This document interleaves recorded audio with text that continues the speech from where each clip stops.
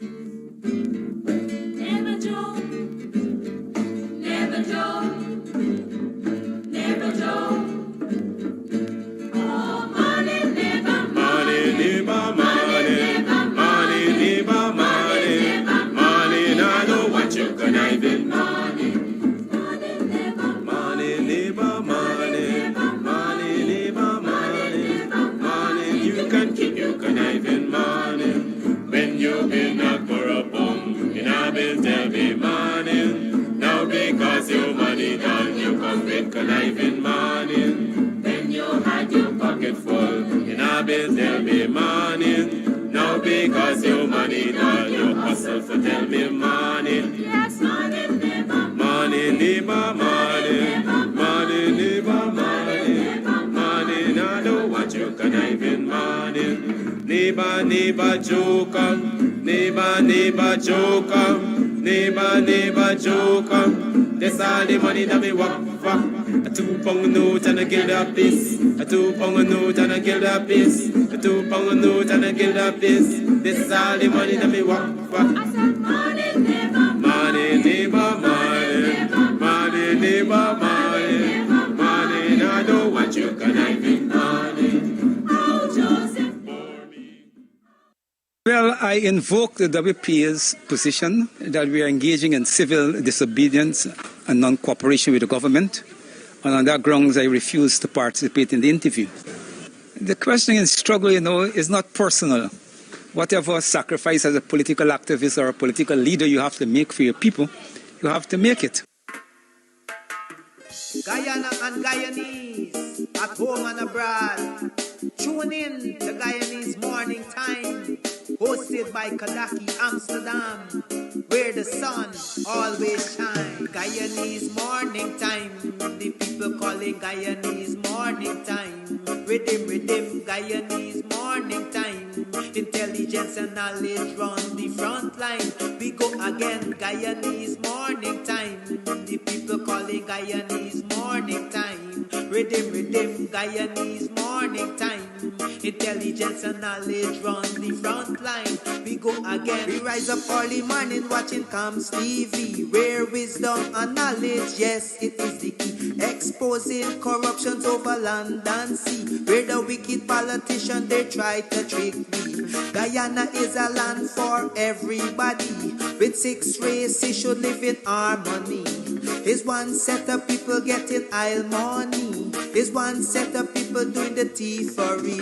Guyanese Morning Time. The people calling Guyanese Morning Time. Rhythm, Guyanese Morning Time. Intelligence and knowledge run the front line. We go again, Guyanese Morning Time. The people calling Guyanese Morning Time. Rhythm, Guyanese Morning Time. Intelligence and knowledge run the front line. We go again. This is a program that you all can see, sharing your views and your integrity.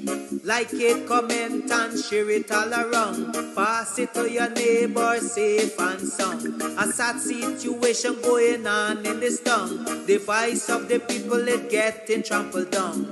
Out of the mouths of babes and sucklings, which has ordained me to sing. I sing Guyanese Morning Time. The people calling Guyanese Morning Time. Rhythm, Guyanese Morning Time. Intelligence and knowledge run the front line. We go again, Guyanese Morning Time.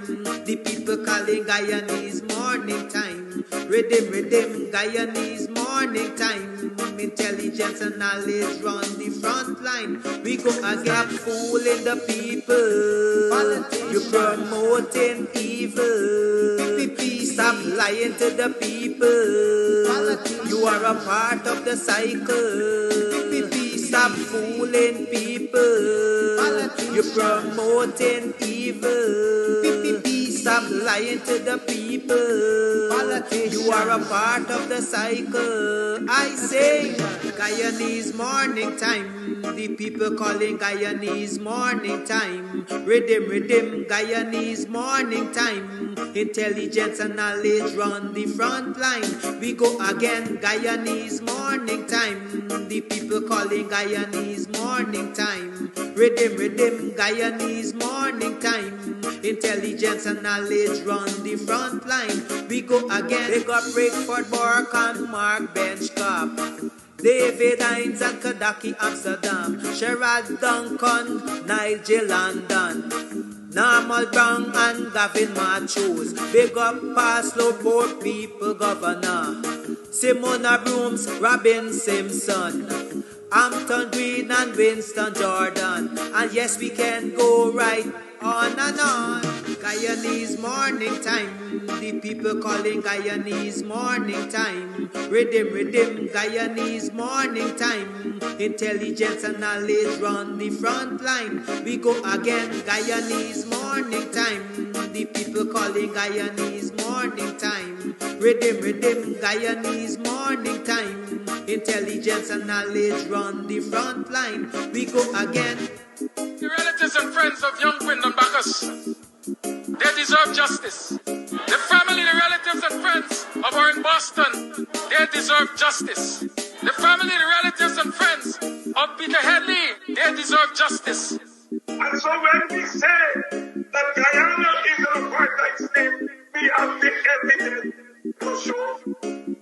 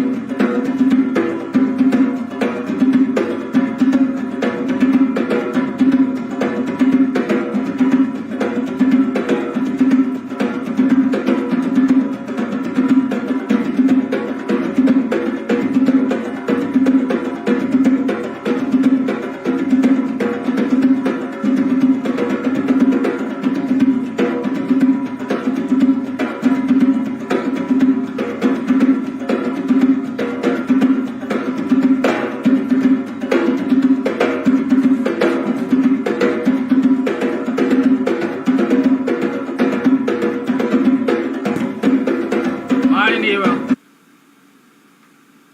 Morning, are you morning? Welcome to another program of Guyanese Morning Time. It is now 7 hours 17. It's a Wednesday. Yes, it's Wednesday the 8th. What am I saying? Wednesday the 6th of September in the year 2023. 70 minutes after the 7 o'clock hour. And I want us to go right across, quite frankly, to the Twin Island media. Dr. Hines is over there this morning. He's going to spend some time discussing crime. And so I want us to join that discussion. And then, of course, we will come back to our regular programming. So let me see if I can catch up with Dr. Hines over at Twin Island Media. And we listen to that discourse.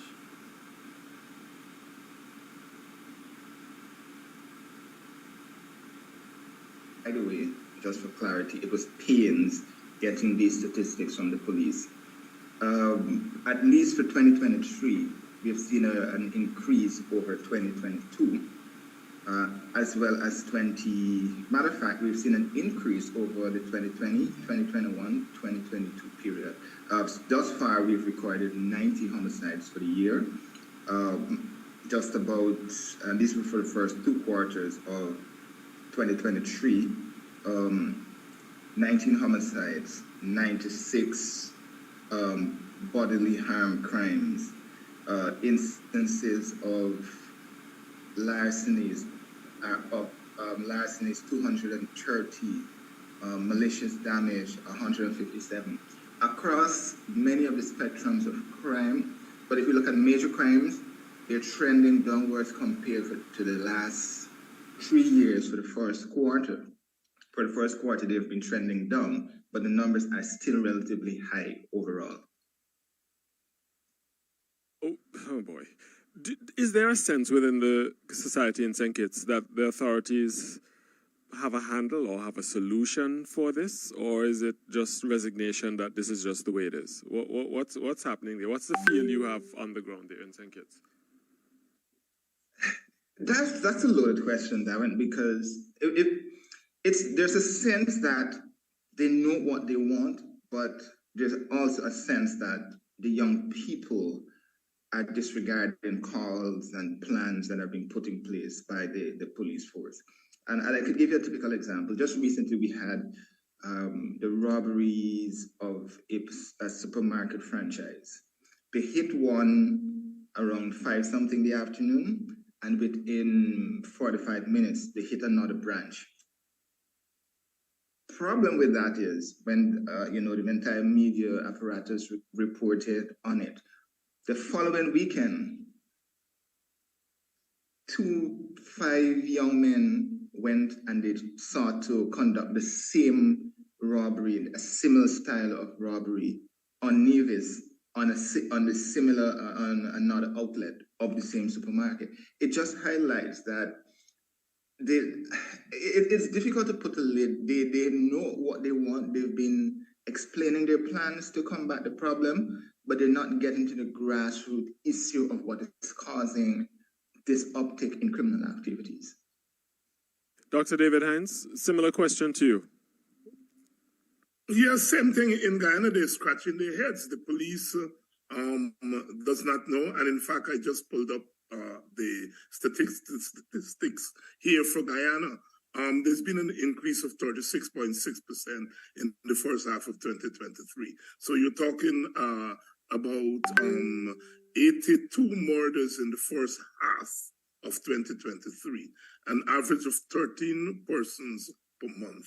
So I said 4 per week in Guyana. It's 13 per month. So it's 4 point something per week. And last year it was 60 murders for the first half of 2022. And so it's gone up by 36.6% this year. No, there are all kinds of theories that have been put forward. The increase in and the ready availability of guns in the country. That is certainly one of the big issues there.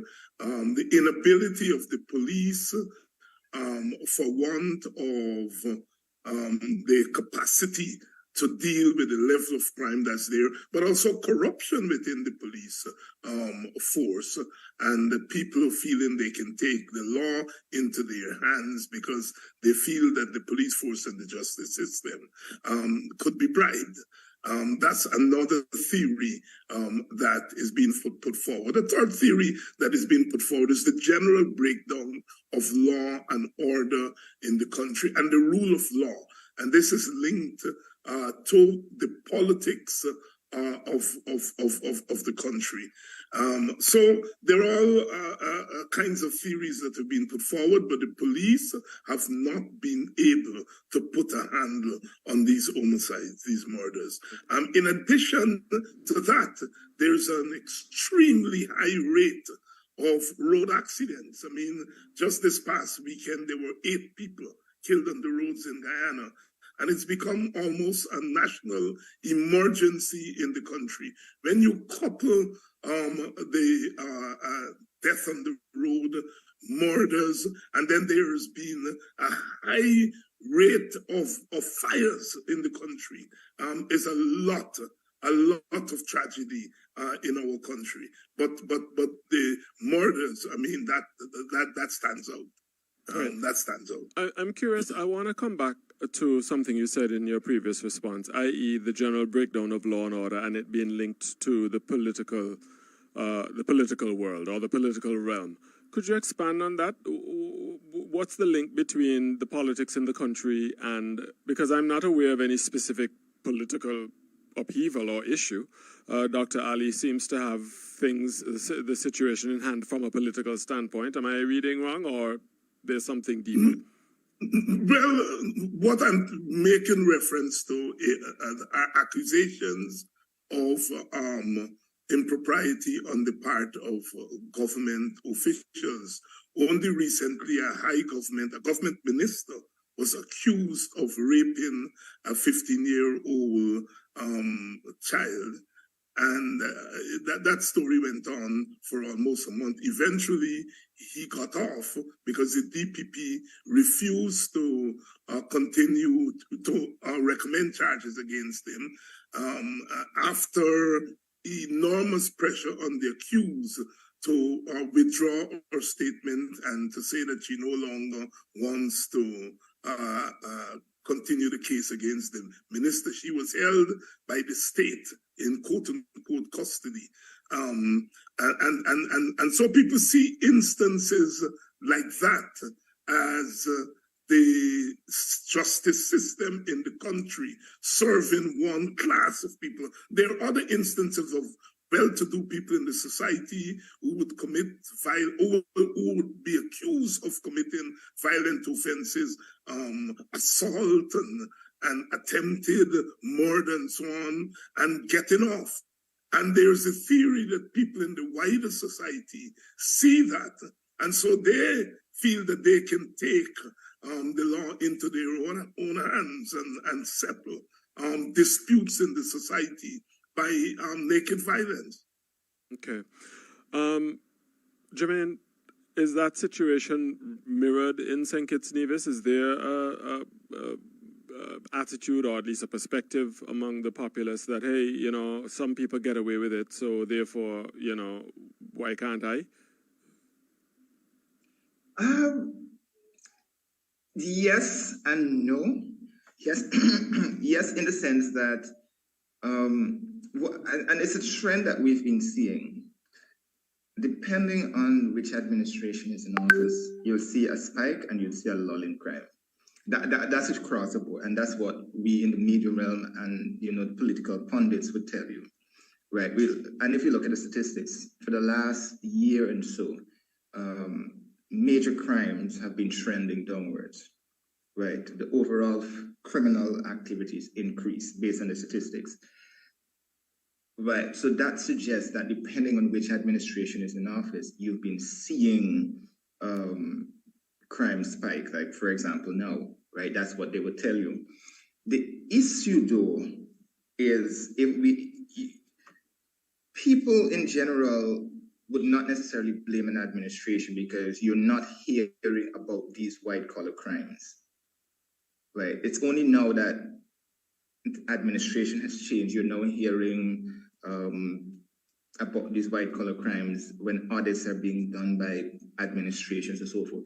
But does it go deeper to say people are using that as an influence to criminal activities? Not necessarily. The data and the trends and some of the research, it's not necessarily showing that. Criminal activities in St. Kitts and Nevis, to an extent, is being driven by one, easy access to guns, which in and of itself continue to be the pervasive issue. And the governments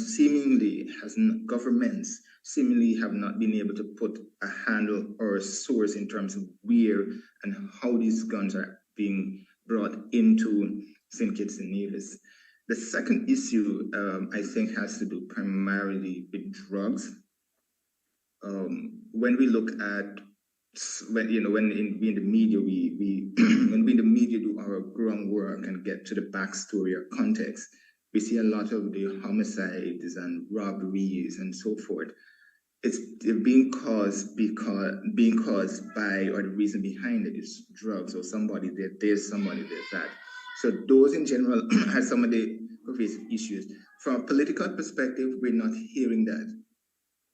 What we're hearing, for example, now is people are complaining of poverty because the administration would have put a lid on some of the social programs that were in place. I mean, you tell me you're spending $250 million a year on social programs, and that's just direct social programs benefiting people, right? When the administration came into office and they tightened the screws to investigate some of it, you know, those people who were on the program, for example, the peace, quote unquote, peace program, which they rebranded to call the Elevate program, where according to government, we still don't have the full facts about that program. You're paying gunmen to keep the peace. When these social programs were tightened and investigations were being done, you realize that, hey, I'm not getting any money, so I now need to go out and look. And the easiest thing to do is, you know, criminal activities. So it's these sort of complex issues that for me are some of the underlying causes of it, and not necessarily from the political realm. All right. Now, the question can be asked, Dr. Hines, is violence a broader part of our culture? Is it a bigger part of certain subcultures in the Caribbean? We just live in a violent society. We live in a violent world. I mean, we see violence every day. We turn on our TV and it's just violence, whether it be Ukraine, the United States, multiple mass shootings, and we can go on. Yes, you know, there is something that we don't talk about in the Caribbean because, of course, we don't want to appear to be a place that is out of order because we depend a lot on tourism and so forth. The Caribbean has been a violent place. I mean, slavery was the most violent institution. And we have not sorted out ourselves in the Caribbean since slavery. We rushed from slavery into colonial rule. The violence in the society continued. And we have not, as a larger society, sat down and come to grips with that history of violence and tried to put in place particular corrective measures to deal with it. So the way in which, if you look at the place like Guyana, the way in which people solve a lot of the homicides is, we've seen it in families. I mean, I just saw this morning in the newspaper, 4 brothers attack a man and broadside him with cutlasses. And we've seen a lot of that kind of violence. We in the interior, where there is gold mining and so forth, and where there is not much police presence, where there's a lot of traffic across the border from Venezuela and Colombia. Our interior is like the Wild West. And you see an uptake in violence there, where people are simply taking the law into their own hands and feeling that violent ways of conflict resolution is the accepted way. And I think it has to do with the way in which we value lives in our region. There is not a high value that is put on the lives of especially ordinary people. And ordinary people, in a sense, enact that in their daily lives, that lives don't really matter. And I think it's the value system in our region that we have to take into consideration. Do we value lives? And if we value lives as a culture, then we will find non-violent ways of settling disputes. And I go back to the state. The state itself settle problems via violence. The police come onto the scene if there is a political demonstration, and its first resort is a resort to force, a resort to violence. And then people respond to the police in violent ways, and the violence continues to multiply. So I think at every level of the society, from the state to the people themselves, the value of life in our region is really something that we have to begin to tackle the problems from. And I think it goes back to the very violent nature of our society, beginning from the transatlantic slave trade right through slavery to the present. Right, tell you what, it's now 7:33 in Antigua and Barbuda. This is your wake-up call presented by Twin Island Media on 94.1 FM. We will have more wake-up call after this.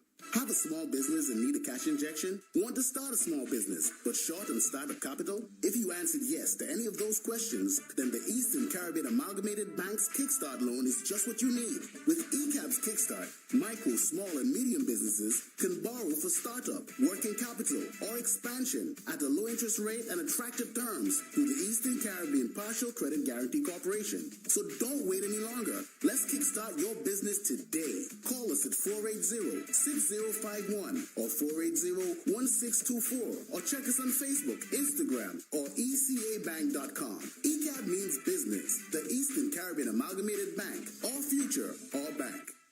Automotive art is a place to start.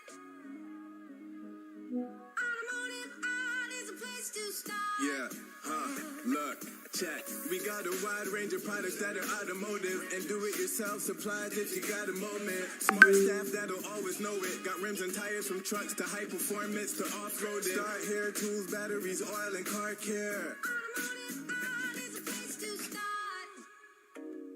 Fight fraud and guard your finances with these anti-fraud protection tips from the Antigua Barbuda Montserrat Bankers Association. Protect your passwords and PINs. Ignore emails asking for personal info. Be cautious with file downloads. Copy and verify links before clicking. Avoid public Wi-Fi connections. And remember, contact your bank if something seems suspicious. This message was brought to you by the Antigua Barbuda Montserrat Bankers Association. Stay connected to your local banks for more information on fighting fraud.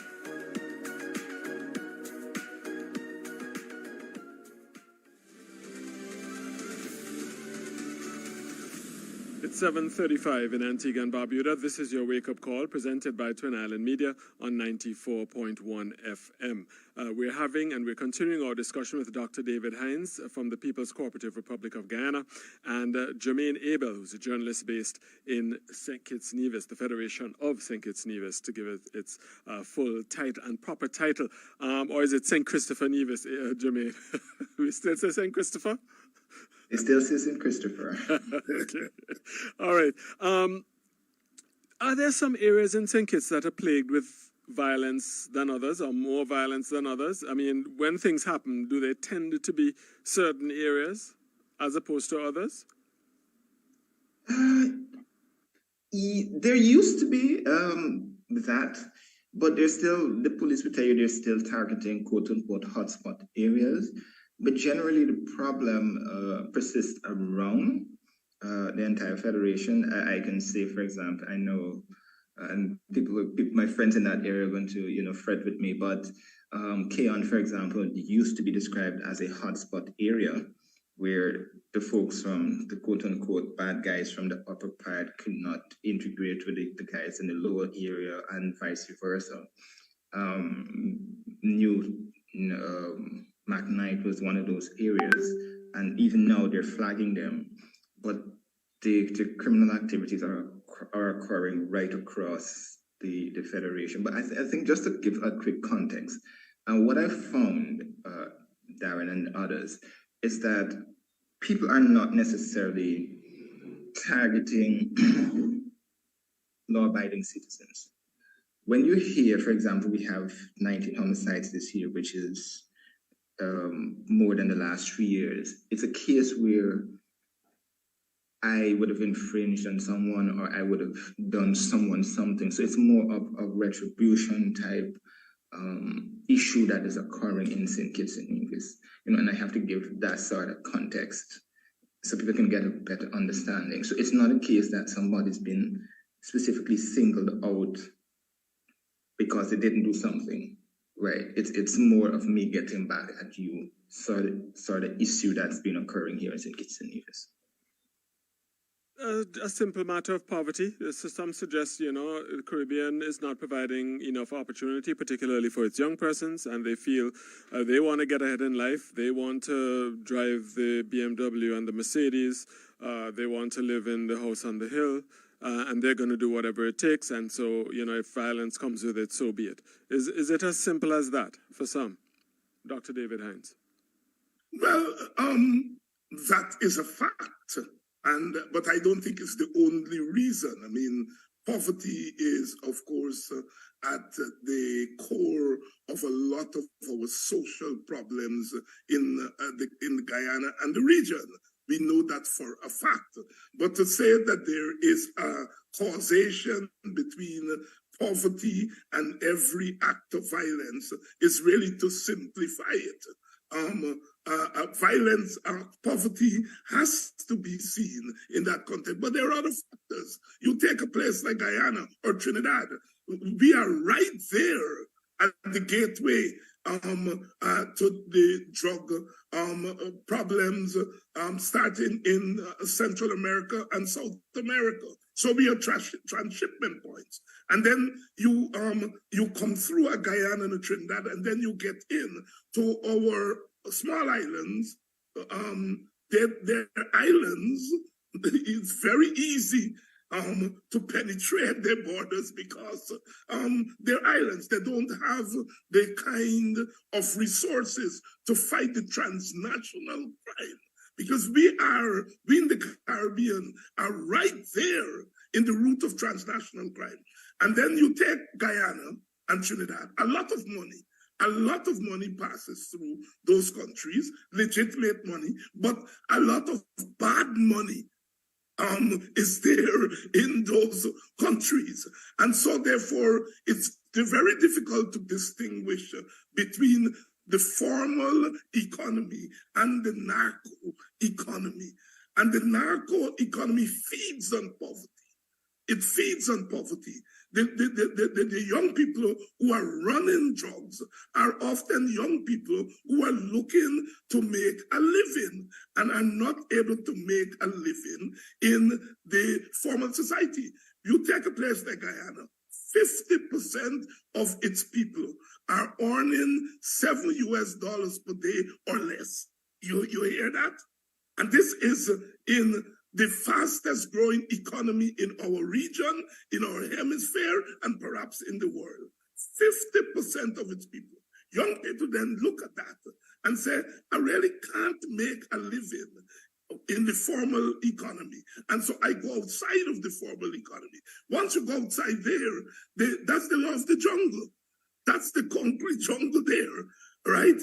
And so violence then there. No, the police force itself, no, it's recruiting its members from the very communities that are caught up in this violence. So at some point, you can't distinguish between who is the police and who are the violent, quote unquote, criminals, because they are coordination. And we have seen that in Guyana.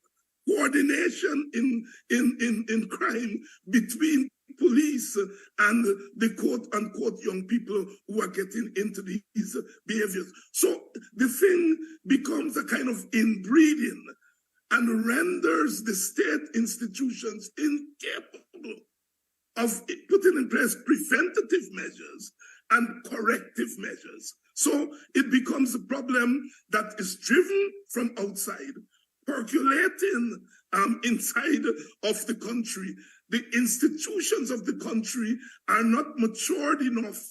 They are corrupt to deal with it. We are really dealing with a state of emergency in our region. And given the way in which people are moving from island to island, and I'm calling places like Guyana here an island. We are not physically an island, but we are an island nation.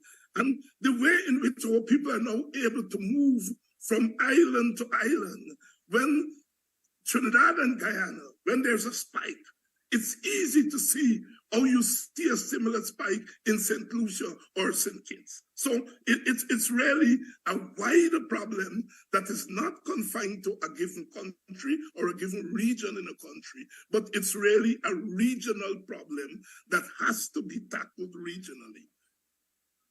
We're gonna have to wrap this discussion up now, but I want to share with you quite a timely post. And this comes on the heels of reports of another shooting incident last night. That's in addition to all that I just chronicled in the prelude to this discussion. I think there was a shooting in Clarks Hill. I don't believe that the person has died. At least I haven't received any reports of anyone dying, but the person is in hospital and, individuals are waiting to see. But this, one of our top social media influencers posted this morning, about 57 minutes ago, guns aren't manufactured here. Guns aren't sold here, legally that is. It's illegal to import guns, yet they're here in abundance. Did the laws change? Who is bringing them in? Who is looking the other way? And I think those are some very important questions that I suspect all of us, are going to have to contend with as we seek to arrest this very significant scourge that all our societies are facing, unfortunately. All right. Dr. David Hines, Jermaine Abel, thank you so much once again for joining us this morning on Wake Up Call. Always great to have both of you. Thank you. Thank you very much, my brother. Good to be on, guys. Yeah, man. All right, it's now 7:44. That means it's just about time for our second news top-up. We certainly hope that individual recovers and that they don't succumb to whatever injury they may have sustained. And I'm also getting video of some incident that happened at a business place not too far from, good grief, Lord of mercy. Anyway, it's now time for our second news top-up here on Twin Island Media's Wake Up Call. Up with Kieran Murdoch. News in your interest. 7:45 a.m. in Antigua and Barbuda. This is your news top-up. My name is Kieran Murdoch. Loop News reports that in Guyana, 2 years after he was ordered to pay $20 million in a default judgment, Vice President of that country, Barra Jagbeo, has lost his latest appeal to evade paying the award to former government minister Annette Ferguson, whom he had defamed in 2019. The Court of Appeal has dismissed a notice for special leave filed by Jagbeo to challenge the full court's decision, which upheld a High Court ruling that Ferguson be awarded a default judgment. Lube also reports that Bermuda has implemented several new regulations to protect the territory's lobster population during the lobster season, which traditionally runs from September the 1st through March 31st in that country. The territory's 22 currently licensed spiny lobster fishermen will be allowed to set 8 traps per license, and there is an individual catch limit of 600 lobsters for the season. The Point Express here in Antigua and Barbuda reports that the 33-year-old Brigands man who was nursing gunshot wounds at the Celestibird Medical Center has been released. Chet Lewis was shot multiple times outside his Brigands home on August 21st. A gunman opened fire, calling him outside the residence.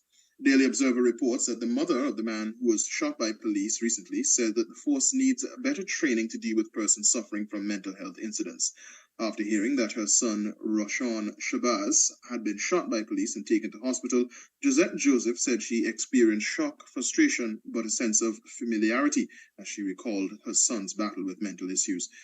Her son, who is 33 years old, was shot by police officers last week during an altercation in town where he was seen carrying a knife and allegedly throwing projectiles at bystanders. She believes the police should have alternative tools to defuse situations involving individuals having mental health challenges. CMC reports that the proliferation of ghost guns in Antigua and Barbuda, these guns created using readily available 3D printing technology, presents a significant challenge for law enforcement. That's according to Deputy Commissioner of Police Everton Jeffers, who recently disclosed the discovery of at least 2 of these 9mm small firearms, saying it was deeply concerning due to their untraceable nature. Ghost guns lack serial numbers, making it nearly impossible for law enforcement to trace their origins or owners. The Daily Observer again reports that disgraced local finance watchdog Leroy King has been sanctioned formally by the U.S. Securities and Exchange Commission, that's the SEC, over admissions he made during a criminal trial related to the Ponzi scheme run by Alan Stanford. King, who is 76 years old, is barred from association with any broker, dealer, or investment advisor. The National Hurricane Center in the United States says that Tropical Storm Lee is rapidly intensifying and is poised to become an extremely dangerous hurricane by the weekend, with maximum sustained winds of 45 miles per hour on a north. Morning. Welcome again. It is now 7 hours 48. 12 minutes to the 8 o'clock hour. Dr. Hines is with us. We got short time by. I guess we can start today and perhaps continue gaffing tomorrow about these issues. But welcome to the program, Dr. Hines. I saw you were over there on 94.1 FM. Yes. Island hopping, as they say, it's the nature of the work.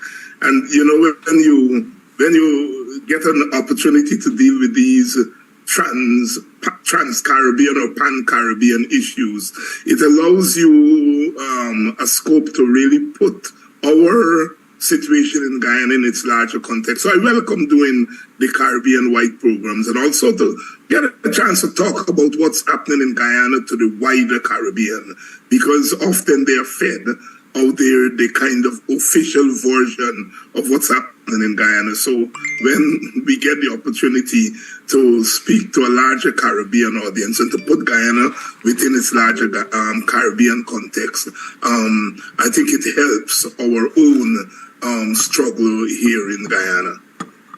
Yes, indeed. And it's also beneficial in my mind when we get to carry those programs, because then we get to hear the perspective of others around the region, not only on what is the same situations in their territories, but also by extension you get to do a comparison of what's happening in Guyana versus those territories.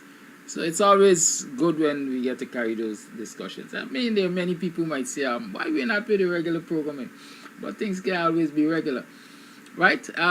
Interesting perspectives over there indeed. But crime is the big man down here. Crime is a big man and will remain a big man. Let me tell you something that I learned over the last weekend. Jam Zone weekend. I understand it is alleged that the son of the current man acting as Commissioner of Police was stopped with narcotics. Right? A motorcyclist, he was motorcycling along with somebody else, and they were stopped in narcotics. Well, let me call the thing by the right name, because I know if all of them can fall in the same bracket. Ganja, marijuana. He was caught, he had a quantity of marijuana. And instead of the police being allowed to do their work, what happens? Just like we're saying happens in official, in the official corridors of power. There are different laws to different people. I understand the commissioner called the policemen, went and abused them verbally, threatened them with transfers, among other things.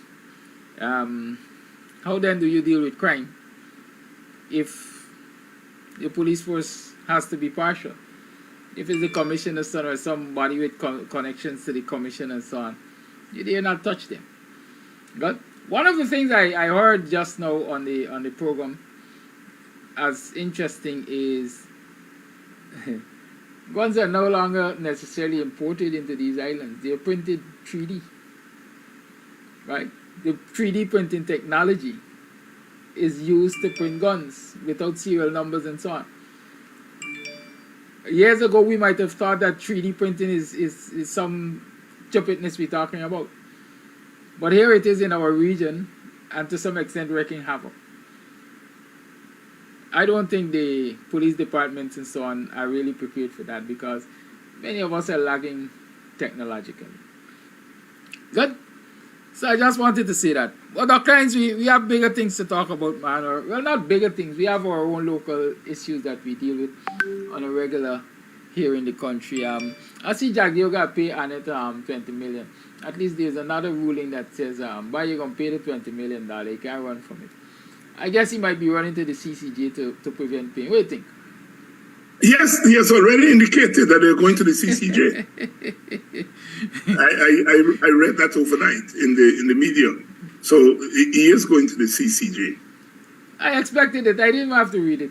You know, let me offer a little analysis on that. You know, in my mind, it will cost more than $20 million, right?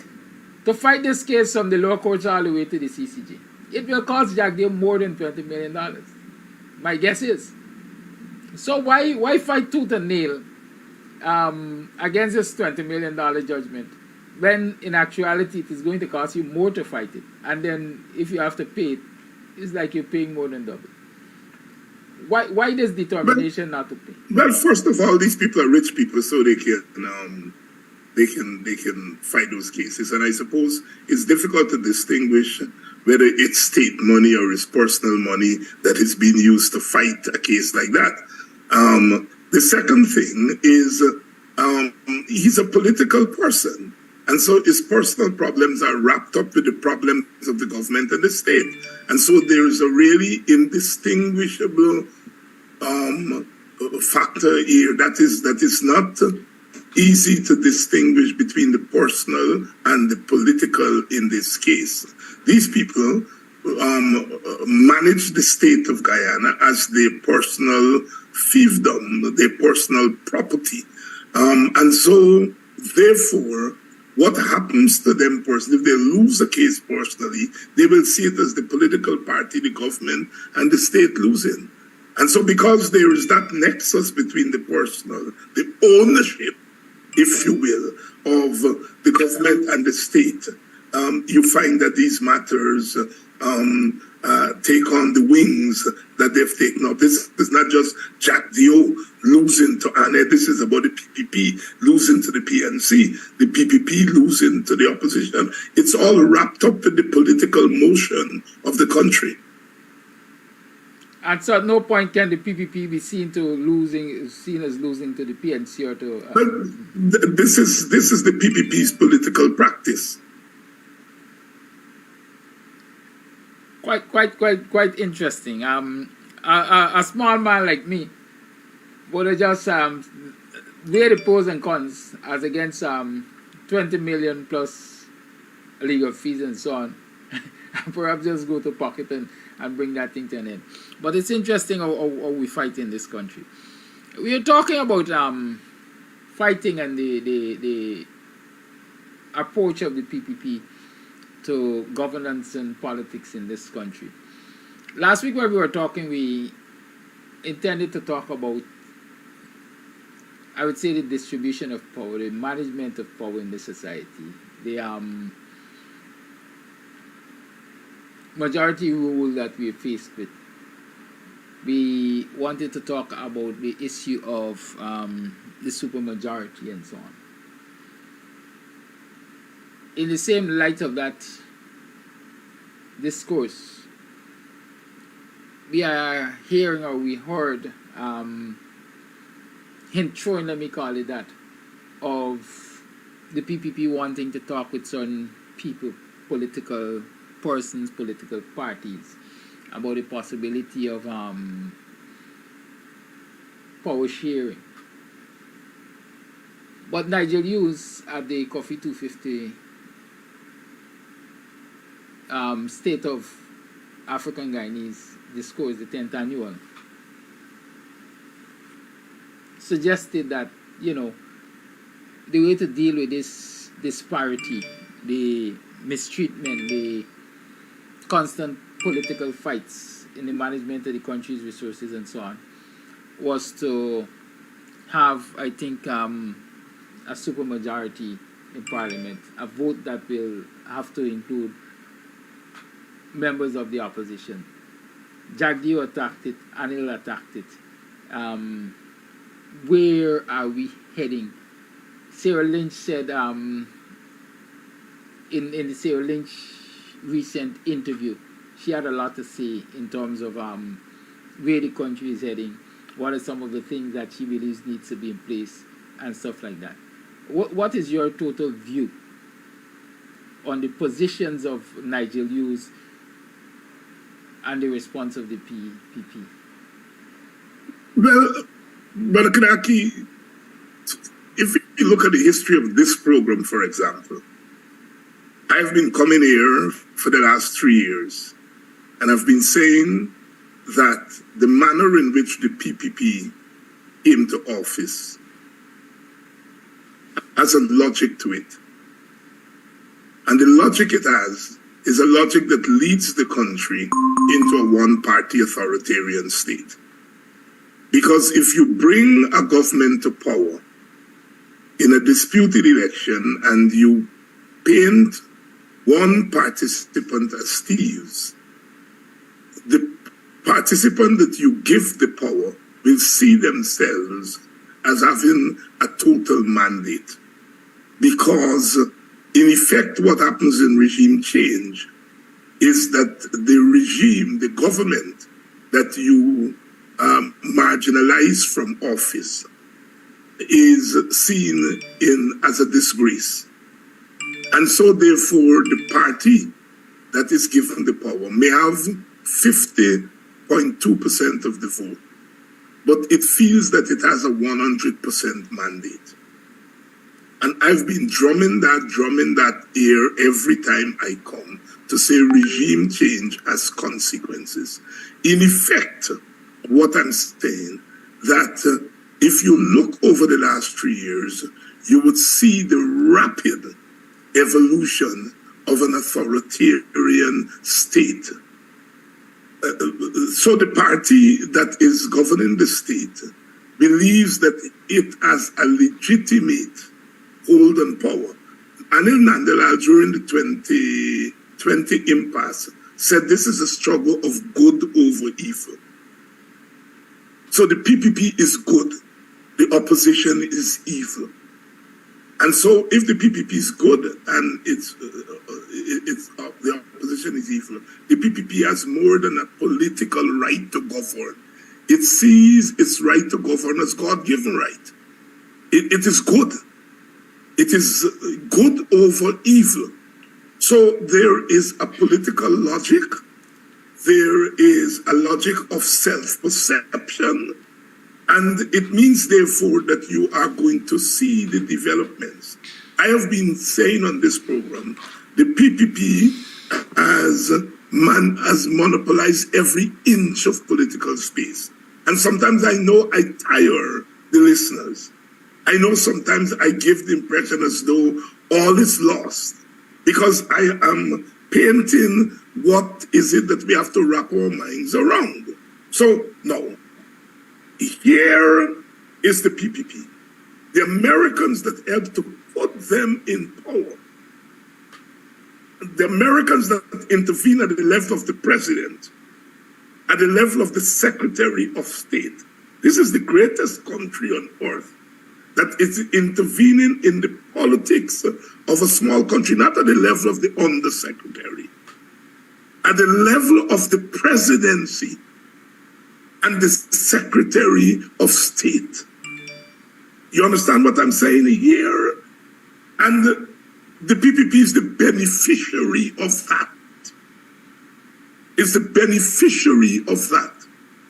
And here is the ambassador, who was the American point person, who would have an intimate knowledge of the machinations that brought the PPP to power.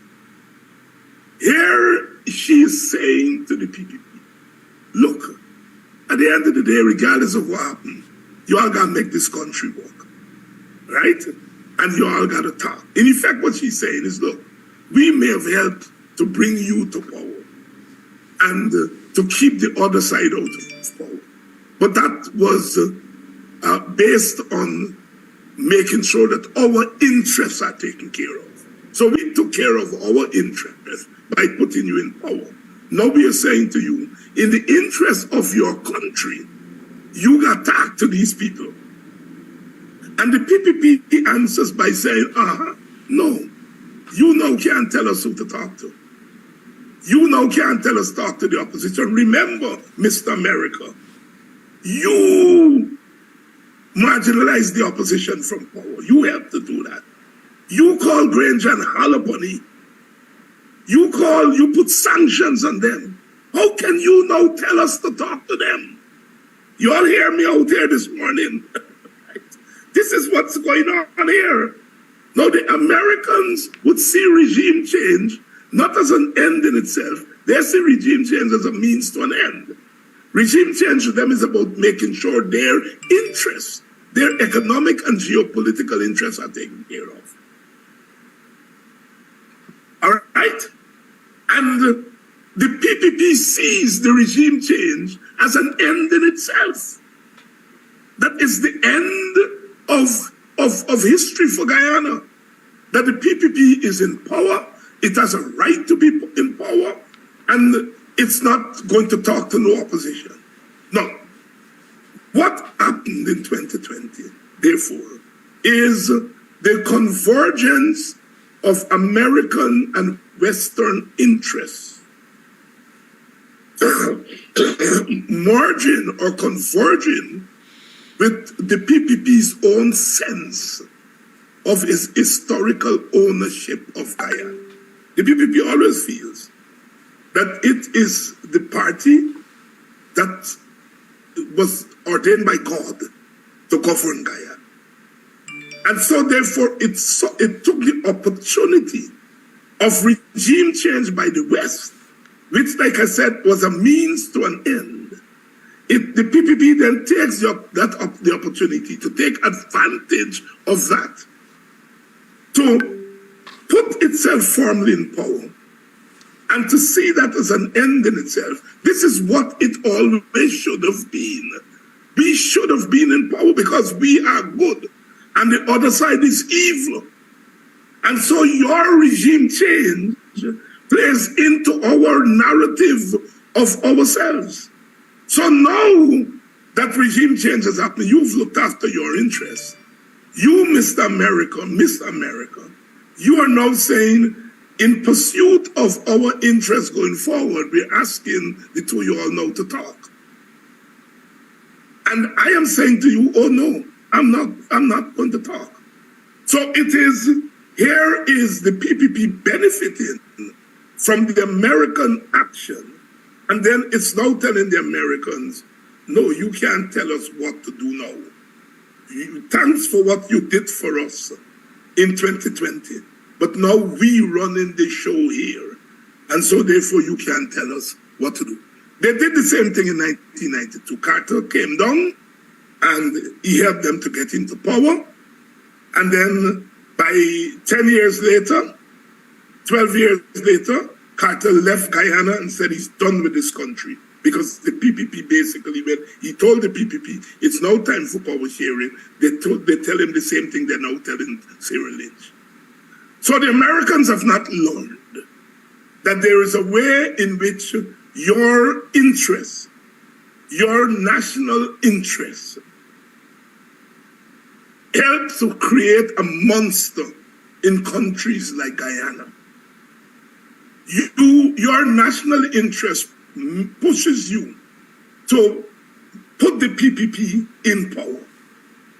But you're putting a party in power that is based on the ideology of domination. And so when you are saying, no, having got into power, now it's time to cool out, and to pivot, they are not going to pivot because they believe in the ideology of domination. And so the Americans have created a problem for themselves. And I know many people out there would say, well, you know, nobody talks to the American in certain ways and so on. You all are not paying attention to history. The Americans did the same thing. The Americans put the PNC in power in 1964. And later on, when they tried to tell Burnham, behave yourself, Burnham tell them, well, you throw me out in office, look what you got to deal with. You got to deal with the communist PPP. And the Americans had to buy their time until the end of the Cold War.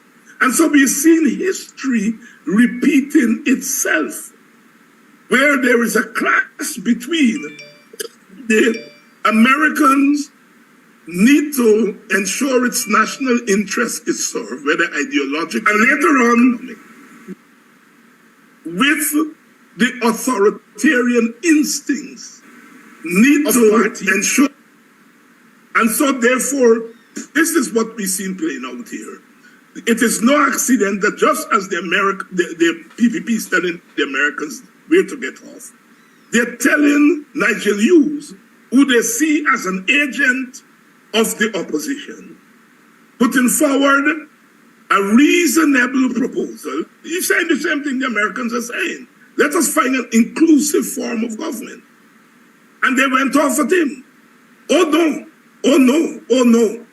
Because remember, Nigel Hughes represents evil.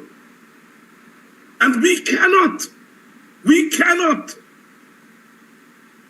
cooperate with evil. And so what we are seeing here in Guyana is what I and others have been warning you all about.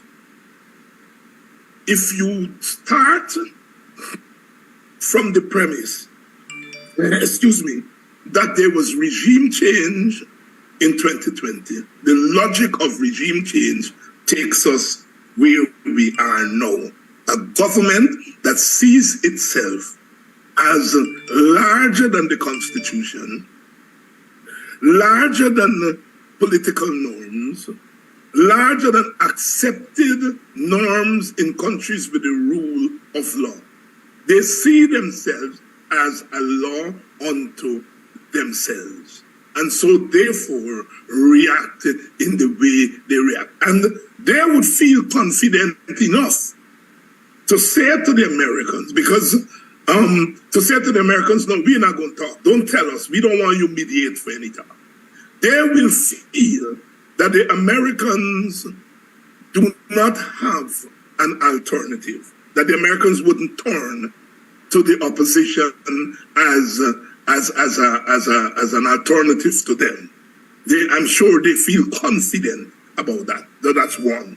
The second thing, they feel that they have enough state resources, right, to manipulate the society in a way to say to the Americans, look, we have this thing under control.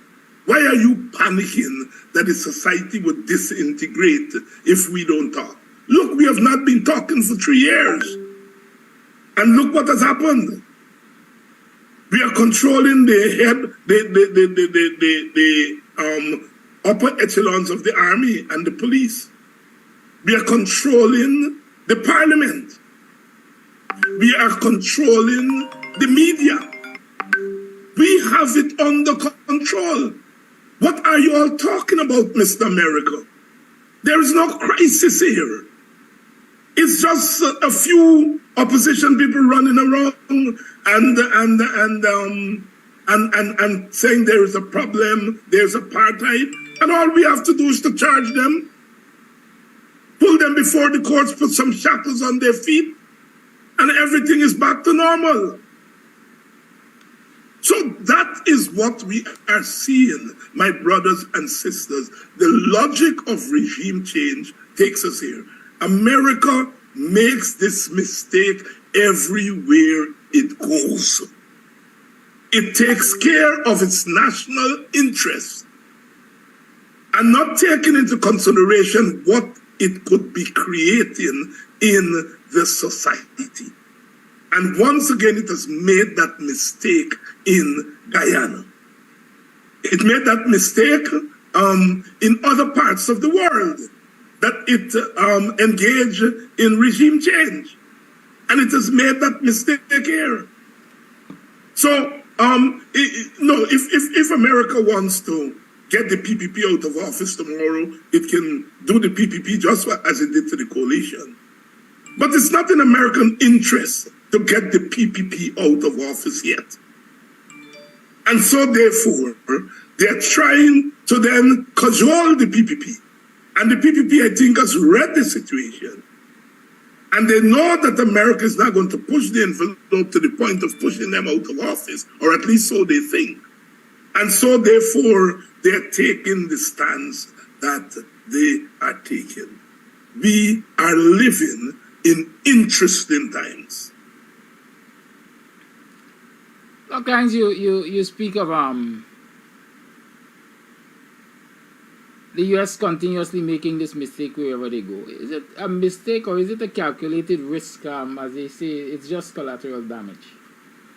Because once the U.S. interest gets served, then... Well, yes. When I say it's a mistake, I mean from our standpoint. From countries like ours. Internally, it's a mistake the way they act. But for them, you're right. It's not a mistake. They look after their interests. But in looking after their interests, they are messing up the internal dynamics of a country. They are foisting one of the consequences of regime change is the consolidation of the authoritarian state. Because the party in power feels that it has the blessings of the greatest country in the world. It is also being driven, like I said, by its own instinct of its feeling that it must dominate the country. So when you put the two things together, that I have the blessings of the greatest country in the world, and then my domination instinct, you are bound to move to an authoritarian state. Now look at the way things are beginning to play out there at Barbies with the sugar workers. The first time in a critical mass of Indian Guyanese are taking the risk of going against at least the initial wishes of the PPP. I say initial because I think the PPP gonna patch up that story with those sugar workers very quickly, right? But the first time that a group of their own supporters decide that they're going to behave like opposition people and come onto the streets, they put the police on them.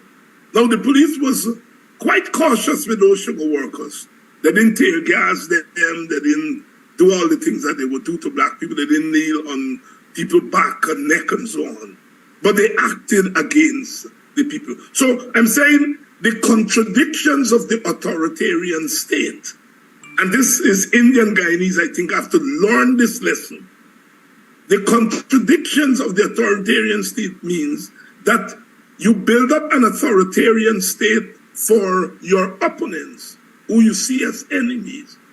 But that authoritarian state you're going to use against your very own, if they only show signs of opposing your right to make decisions for them and your right to govern the state with an iron fist.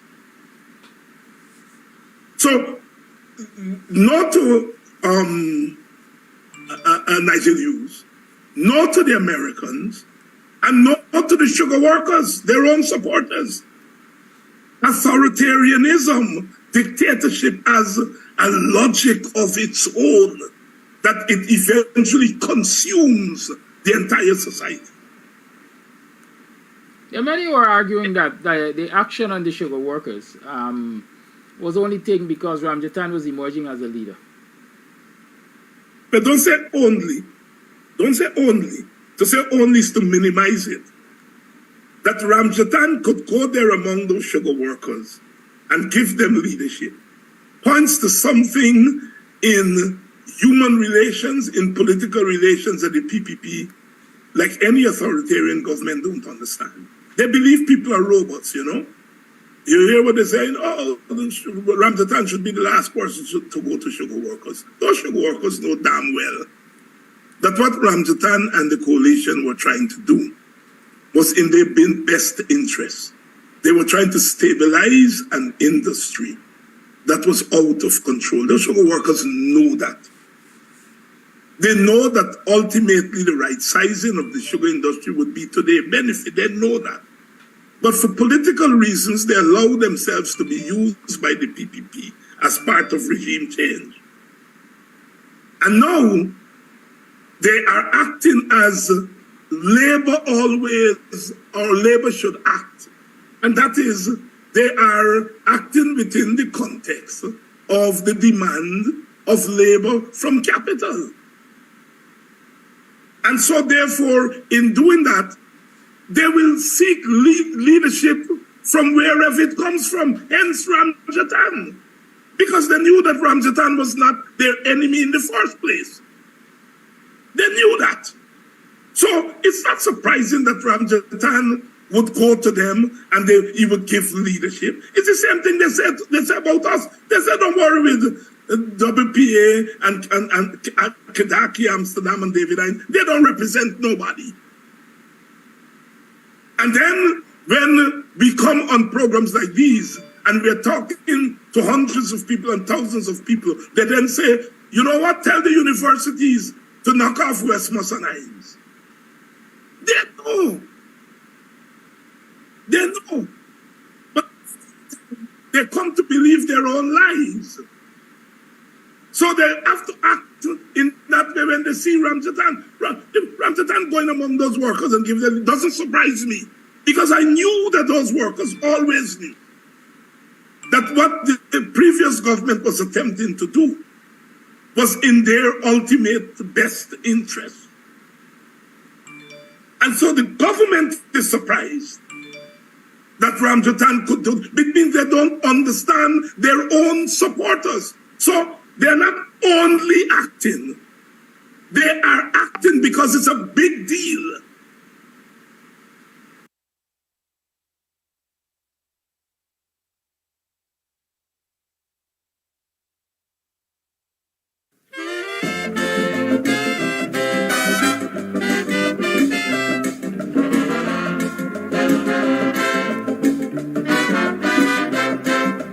You put in a 12-cent meatball, you washed on a lice. I going to give you a word of advice. Take your meat out of my rice. You can get meat anywhere, but for the best cuts of chicken, beef, pork, mutton, and lots more, check out T&W Harris Butcher Shop, located in the East Remvelt Market Meat section. Call us on 609-2049. Ask for Rastaman.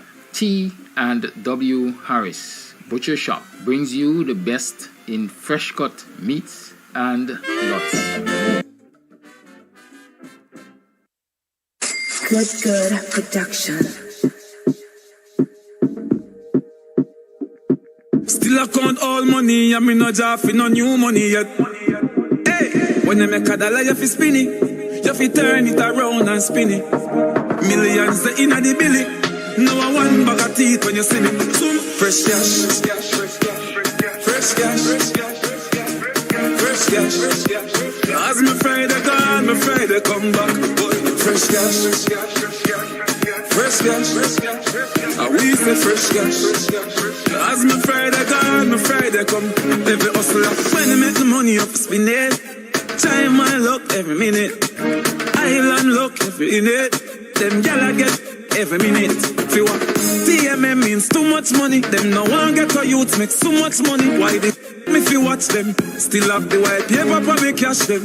If your money dirty, you better go wash them. Money wanted me out and me catch them. Me I know that blue lights and me match them. Match them. Money I never stop spend. Fresh cash, fresh cash. Oh, we say fresh cash. As my Friday gone, my Friday come back. Fresh cash, fresh cash. Maybe a fresh cash. As my Friday gone, my Friday come back. The days of the week, Monday, Tuesday, Friday.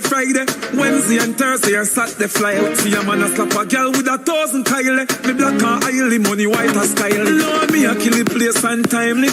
Me pocket off it fatter than a child. Bad man no love sweets, but money off it Clyde. If hustling a charge, me guilty, don't try me. Fresh cash, fresh cash. Oh, we say fresh cash. As my Friday gone, my Friday come back. Boy, fresh cash, fresh cash. Maybe a fresh cash. As my Friday gone, my Friday come back. Every hustler, when they make the money off, spin it. Try my luck every minute. Island luck every minute. Them gyal I get every minute. Feel what? TMM means too much money. Them no one get a youth make so much money. Why they me if you watch them? Still have the white paper for me cash them. If your money dirty, you better go wash them. Money wanted me out and me catch them. Me I know that blue lights and me match them. Match them. Money I never stop spend. Fresh cash, fresh cash. Oh, we say fresh cash. As my Friday gone, my Friday come back. Fresh cash, fresh cash. Maybe a fresh cash. As my Friday gone, my Friday come back. Fresh cash, fresh cash. Fresh cash,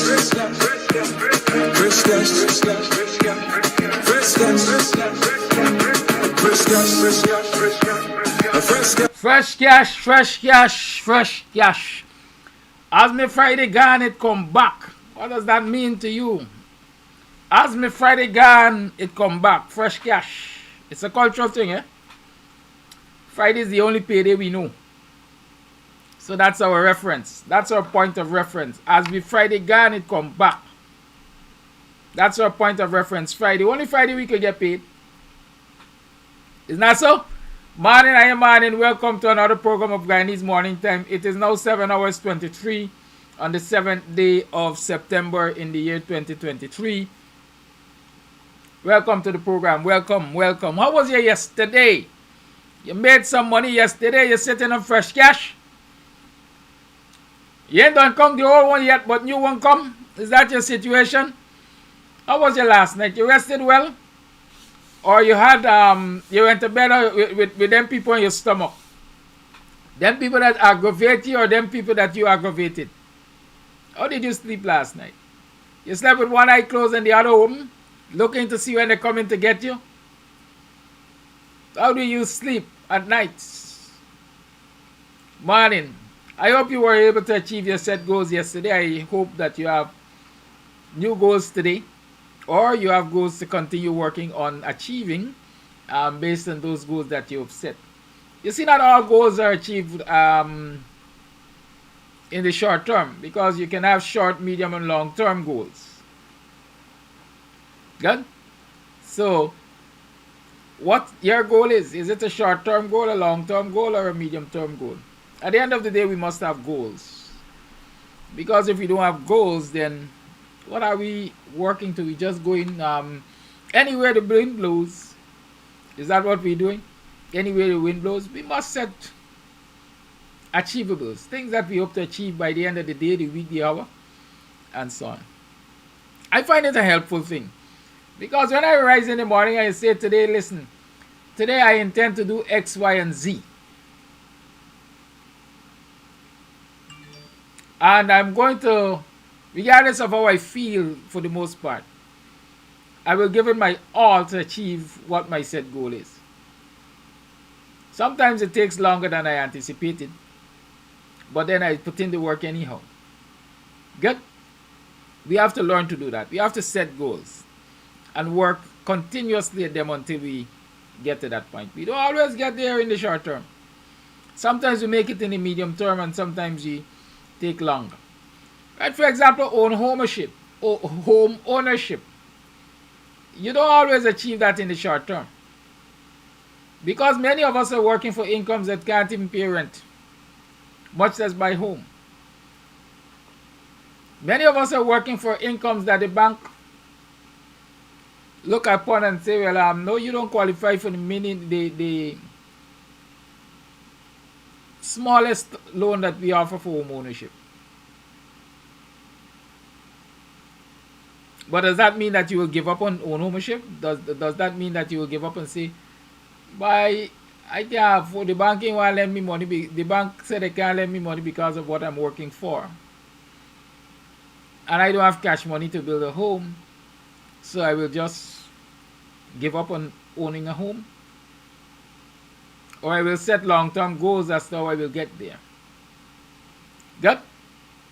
This morning's program is entitled Economic Empowerment for Independence. At least I think that is what it is. Right? Economic building blocks for independence. Yes. How do we build ourselves economically so that we can get to that place where we want to? You know, like I used to say, brick by brick by brick. How are we going to get to that place brick by brick by brick? Those are some of the things I want us to talk about this morning.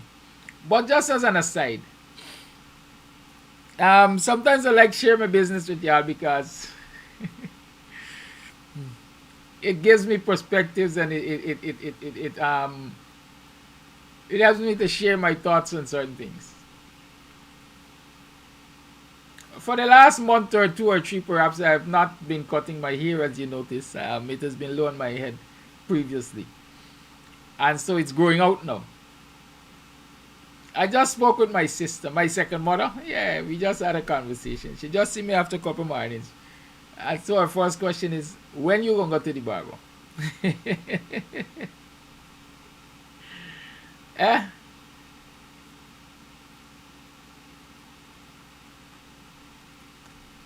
When you gonna go to the barber? So I asked her, what? You didn't see here one cut? I have my opinion on that. What do you think? Do you think I need a haircut?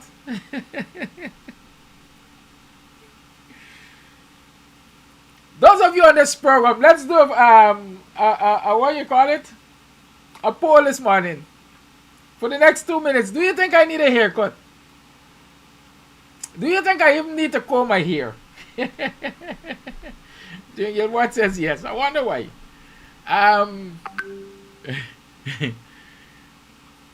What do you think? I have my opinion, and I'll tell you what. Dennis Champagne says yes. Yeah, we got trouble here this morning. Good. You see, there's a thing with democracy, you know. Democracy is you can consult, you don't have to do. You know that? Democracy says you must consult with the people if you're making decisions on behalf of the people. It never says you got to do what the people say. So my first 3 answers, wow, we go in some places. 5 answers, yes. Patricia McFarlane didn't say yes. She said she thinks so. All right, you got to continue thinking so. Lynette says yes. Neil Williams says the outfit matches the hairstyle. Margaret George is saying yes, my dear friend. To each his own. Beyond Saddle, big up yourself, Saddle. To each his own. Dennis Champagne said I asked. Yes, I recognize that I asked. That's what I said. It's a democracy I'm consulting.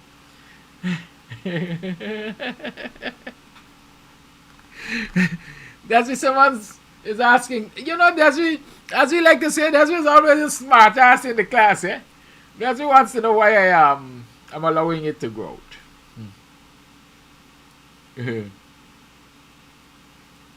Claudette, of course, leaves that with me. I think it is up to you if you want to get a haircut. But all right, what we said, that poll is over now. So the majority of people believe I need to get a haircut. Usually on a questionnaire, you will ask for reasons.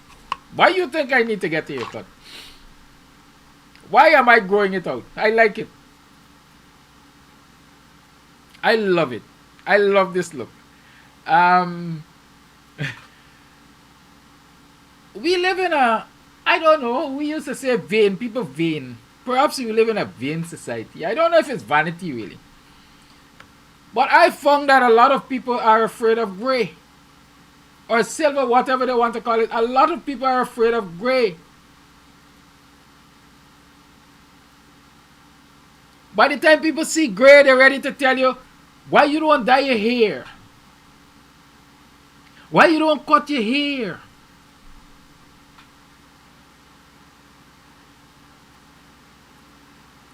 The thing that you're looking old.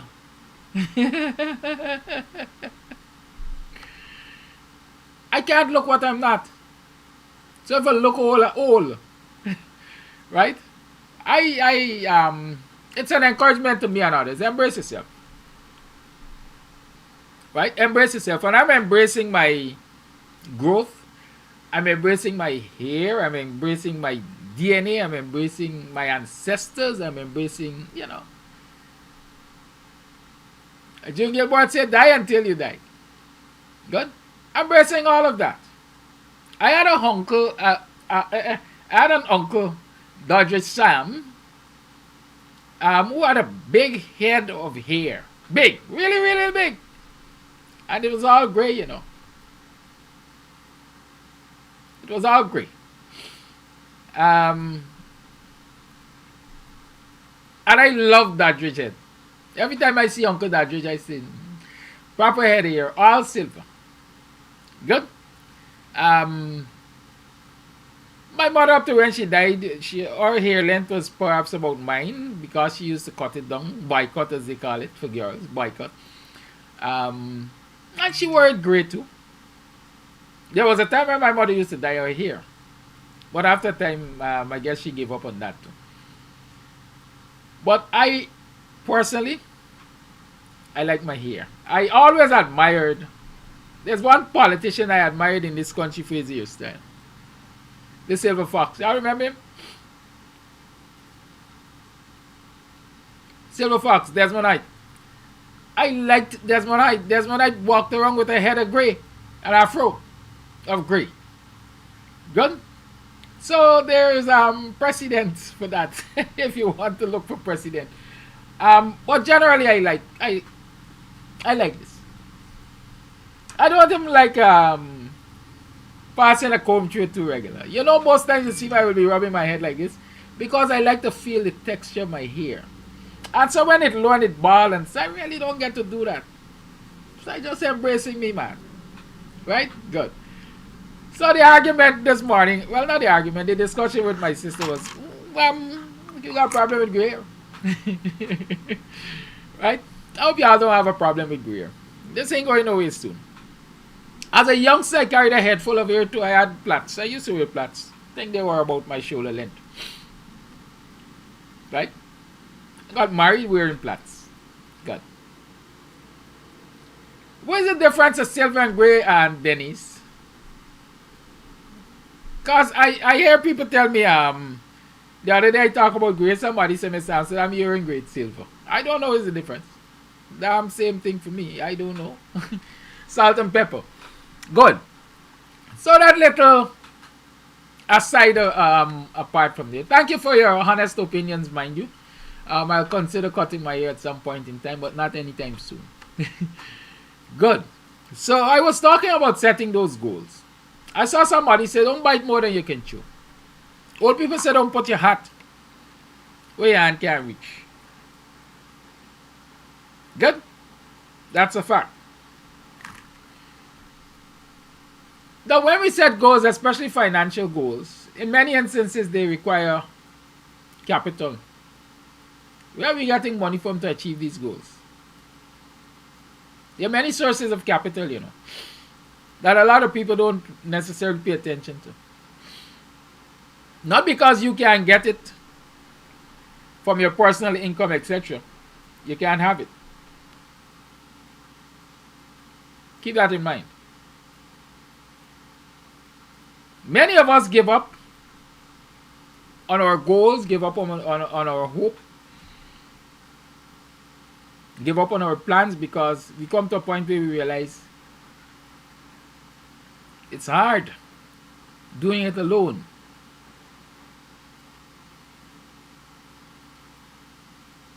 But the question is, do you have to do it alone? I heard that one too, June Gilbert. I might look like Roger Luncheon, never under the sun. I'm more careful with myself than that. Do you give up because you can't do it on your own? What are other sources that you can get capital from to achieve that said goal? I mentioned the banks just now. I say, well, listen, the banks, sometimes your income is so low they can't facilitate you anyway. They can't find a place to facilitate you. So your salary is so small that you can't save capital. Your salary is so small that the bank doesn't have a facility that can accommodate you. Where do you turn to next? What about your family members, your extended family? Is there anyone in your extended family or a group of extended family members that you can turn to and sell them your goal, sell them your dream, get them to buy into your goal and your dream, and say they would want to invest in that goal with you? Not necessarily for ownership, but for repayment? Or can you simply ask them for contributions, donations that you will not have to repay, so that you can achieve that goal? What about charitable organizations?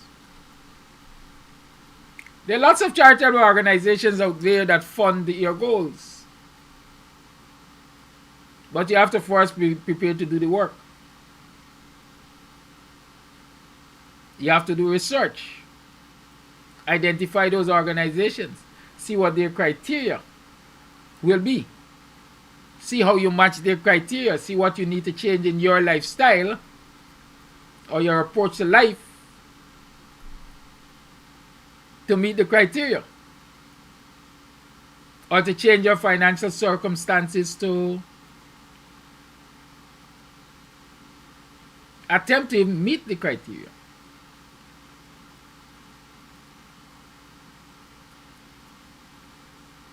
How about that?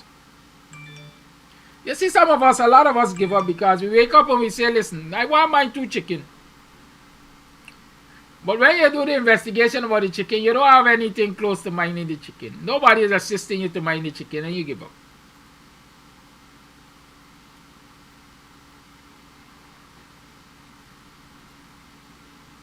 But sometimes it's good to retreat and take a look at all points of view from every corner. When people tell you no, you should ask them why not.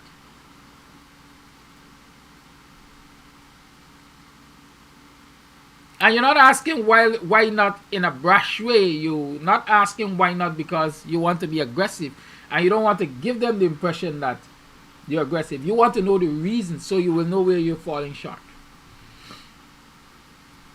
And so once you know your shortfall, your shortcoming, then you can take another approach. I want to share a story with y'all this morning. It's from one of the PPP surrogates. I don't know if it is all true. What am I to judge? But it has some nuggets inside. And I will use this as a basis of our discussion this morning. So this is a post by somebody named Rhonda Dixon. And it's headline, Inspiring Story. I want to share this story as an experience and hope it will help someone in the near future. My 3 elder sons, Kevon, Kevin, and Kelvin, along with Kelsey and Keon, decided that since we were in poultry business, they would invest their $40,000 each school cash grant into the business, since they have received it much earlier before school reopened. So they had in total $200,000 or of which they decided to rear a batch of 200 birds, as I will give you the breakdown. 200 baby chicks by 240 is $48,000. The 200 birds will consume 20 bags of feed at $7,200 each for 6 weeks. So that's 20 by 7,002, $144,000, which totals 192 total, leaving them with 8,000 that covers the expenses for 8 packs of chicken boosters for the baby chicks. The birds were raised for almost 7 weeks and then killed for marketing. So the 200 birds gave us a total of 1,155 pounds at a cost of $450 per pound, with a general total of $519,750 for the produce. So my children invested $200,000 and made a profit of $319,750. My children were now just not only able to buy all their school needs, but for the big boys, 1 bicycle each at a cost of $25,000, and we invested another batch of 200 chickens again. This post is not to boast or brag, but it is to highlight 2 important things. The importance of spending wisely or monitoring your spendings by investing it wisely. 2, if the government had provided boats, bicycles, buses, books, and backpacks instead, then there was no way my children could have invested and started this new journey of being young investors into the business of poultry. I want to send a very special message to Honorable Coretta MacDonald, who once said that the government giving cash grant to children is a waste of taxpayers' money. That your statement should be retracted, for it is biased and selfish, coming from you as a member of the National Assembly and a senior teacher by extent. First, I want to thank my wife, Siobhan Lorimer, for being the drive in supporting this family decision. Then on behalf of my children, I also want to thank His Excellency President Irfan Ali and Honorable Priya Manikchand, Minister of Education, for giving my children not only the help of preparing them for a next school term, but also an opportunity to be in the business sector at a tender age. Kevin Lorimer. Y'all know Kevin Lorimer. So y'all know that it's political theatrics. Right? There's no doubt there is a lot of political theatrics there. But let's talk about this. He says it's not a boast. It's not a boast. It's a form of encouragement. What are the lessons I learned from this post? First and foremost, like we usually say, every cow cries for his own calf. Kevin Lorimer is fortunate to have 5 children collecting $40,000 each, for a total of $200,000. Kevin Lorimer is married. He has a wife. I'm sure she works. Kevin Lorimer works.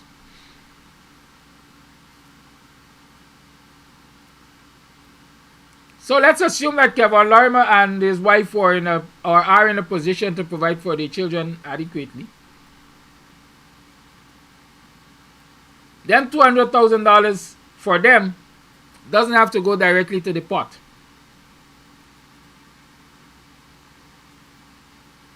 And so the government's cash grant of $40,000 each of 5 children is $200,000. They got capital. Capital that they can invest. Capital that, according to him, will bring more than 100% return. It would appear as though none of these chicks died, right? Good? Despite the math was done for 6 weeks. The chickens were reared for 7 weeks, but we don't see an adjustment in cost to that. But that's okay. That's okay. Those are some loopholes in the story. Like I said, I don't think it's totally true, but there are nuggets inside. So I'm saying it's a problem we have in this society. We're in the middle class. Says to us that Guyana is growing, Guyana is developing, Guyana is doing well.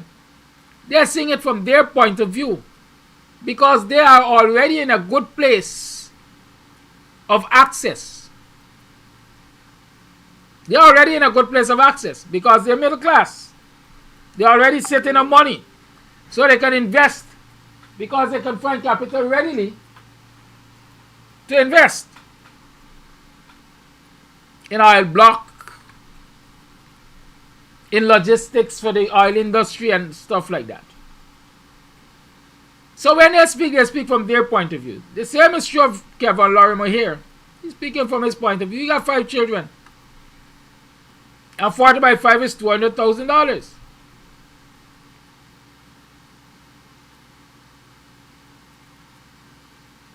He can take that $200,000 and invest it.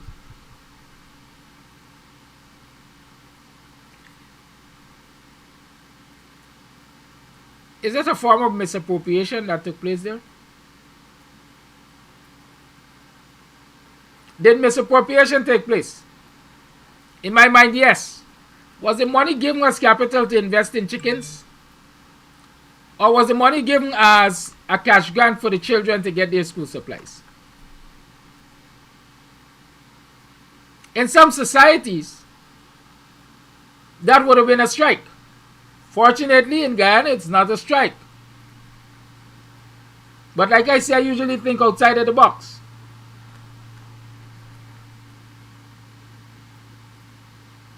But let's come down to a family that doesn't have 5 children.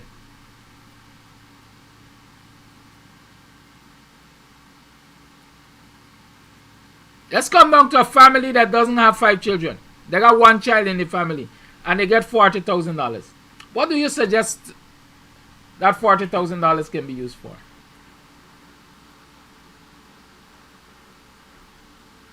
Huh?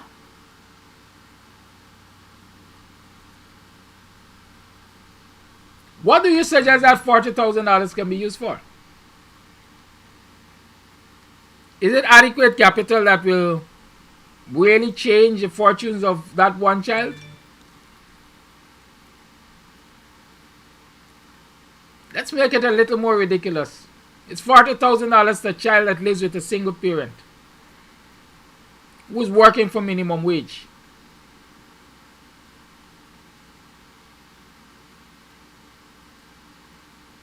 Do you see that $40,000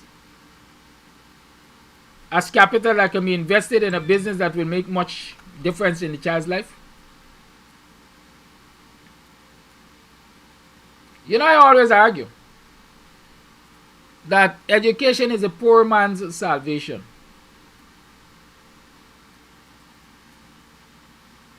If you're poor and you want to get out of poverty, give it your best shot to get the best education you can get. Whether it's technical education or strictly academics. I like technical education because what? If you're a technician, you're an artisan, if you're a person who provides certain specialized skills, labor, for the most part there is work all year round for you. And you don't necessarily have to work with somebody as a boss. But even if you work with somebody as a boss, in your free time you still have that skill which you can sell to other people.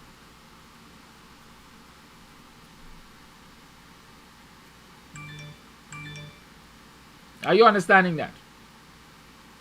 So for me, the provision of boats, bicycle, books, bags, and so on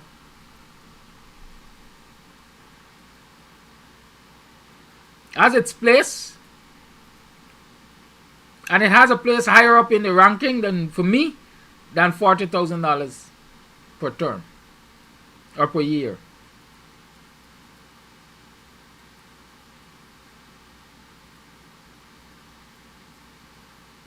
Because unless you're collecting multiples of 40,000, it comes down to a minimal investment or minimal capital for investment in your child's well-being or education.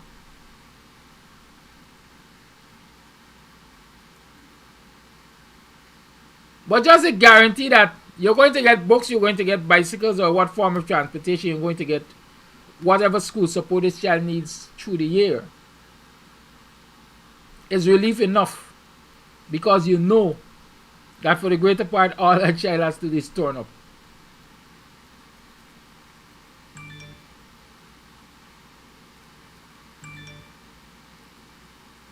Many will argue it was a calculated risk that the Lorimers took. What if the chicks had died? Would we have heard the same story?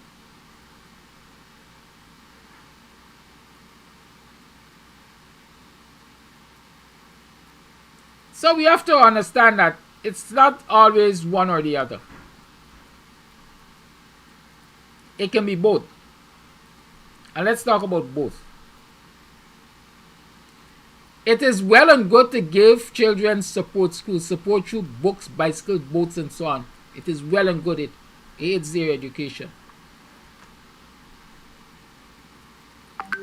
But it is also well and good for governments to give entrepreneurial grants to families.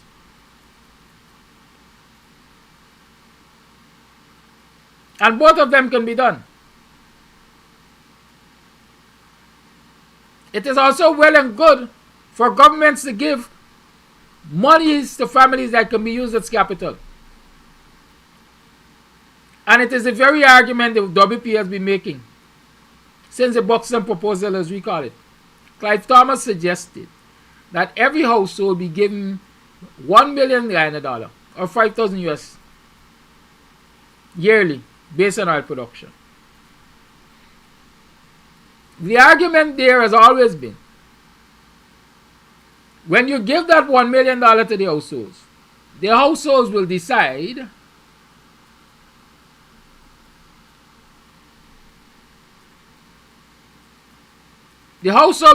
what their priorities are. Is this a welcome injection of cash to fix our roof? It's an investment in our well-being. Is it a welcome investment in cash? It's capital, to invest in a business? Is it a welcome investment in cash for us to spend on sending our child to the university? Families will decide how best they can spend, how best they will use that $1 million.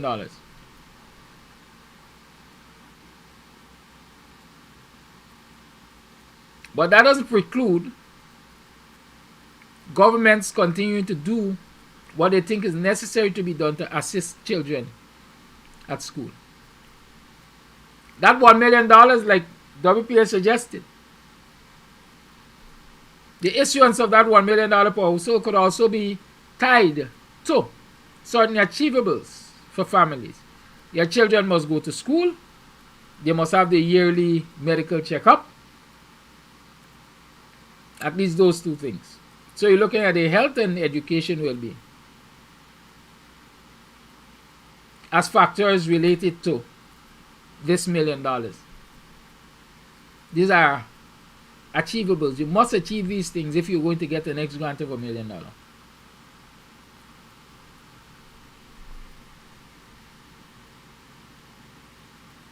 So for Kevin Lorimer, a political masquerader of the PPP, to come and sing his praises in this way, a large extent is deceitful. Well, not deceitful. What should I say? I don't even know how to describe it. Because somebody is asking the question or somebody is saying this, they assume he had his pens before. And yes, he had pens before, because as far as I know, or it is alleged that Kevin Lorimer was a failed poultry farmer. So he failed in his previous times of attempting to do poultry. I've read and heard a lot of stories of him owing people for feed and borrowing money for feed and so on and so forth and so forth. It's not, I'm really here to attack Kevin, but I'm looking at the realities of what he's presenting. And so you would have already had infrastructure. Because I'll tell you, if he had to start from scratch, even with that $200,000, he didn't get enough of the block. Because infrastructure in terms of the construction of the pens, or the chicken runs we call them, Feeders and waterers, those are the utensils that you put the feed and the water in to maintain the flock over the night and so on. Those things alone will eat out $200,000 at the drop of a hat, much less 40. Much less 40. So when we are talking whether or not we want to make political points or not, we have to be realistic in what we're really promoting. $40,000 will remain woefully inadequate to support children through school, especially that it has to use over a period of a year.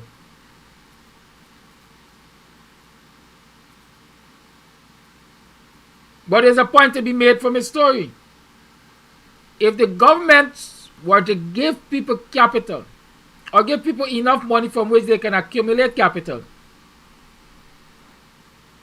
it is likely that they will use those capitals, or use that capital to invest in things that will change their lives. And so instead of singing praises to Jagdio and Ali for $40,000 and trying to tell Coretta McDowell she's talking craziness, let Lorimer join with all of us and say to the government of Guyana, we want our $5,000 US a year per household. We want entrepreneurial grants. Do you know that through the SLED program, the coalition had a program named SLED, Sustainable Livelihood Entrepreneurial Development Program, SLED, SLED. There were entrepreneurial grants. You only had to sit, prepare your business plan, justify, well, every business plan calls for justification, etc.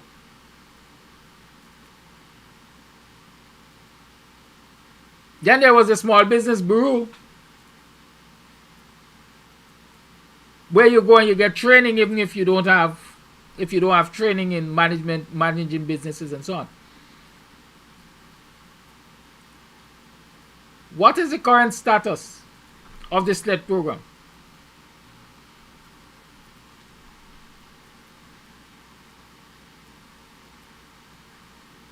What is the current status of the SLED program?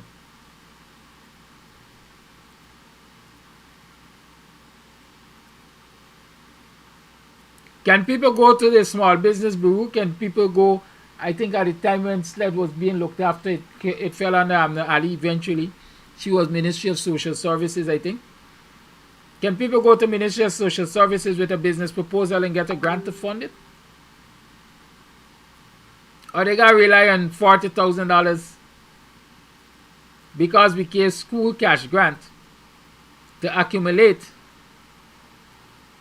to invest in business when the money was not intended for that in the first place.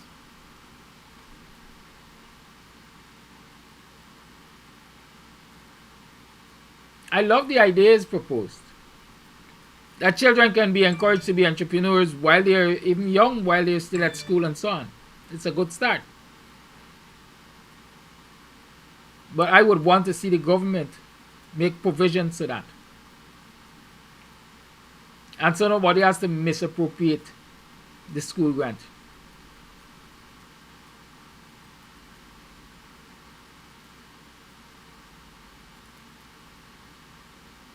Encouraging our children to do business from a young age is wonderful. It teaches them responsibility. It teaches them how to manage money. I always tell you I did that with my children, especially my son. Was he alone, so I used to get involved in all of my business. Now I encourage them to do business and get into business. It's a good thing. Because with the right encouragement, like I said, we're talking economic empowerment for independence. Independence of the state, independence of your parents, independence of relatives and friends. You must be able to stand on your own backside according to old people. Stand on your own feet, sit on your own backside. Each canoe got to sit on your own bottom. But while we say it, we have to prepare them for it. How do we do that? A child leaves school at around 16, 17, that's secondary school. Do we wait until that time to start to teach them financial literacy? To teach them business? No. We have to teach them young. And so when your child gets out of school at 16, 17, you give them, let's say, 4 years to get their first degree. At 21, assuming you sponsor that degree, I would encourage every parent to sponsor the children first degree. After that, the onus is on them. Go work and make money. You have a family to provide for eventually. And when they get into the field of work with that first degree, I'm encouraging you as parents, don't kick them out. You're working now by going to rent your own house. Even if they're proposing it to you, sit and reason with them. This is my encouragement. Give yourself 5 years with your parents. And while you're earning for that 5 years, accumulate capital. How do you do that? You're living at mom and pa, you ain't got to pay no rent. Save a portion of that rent money on the bank every month.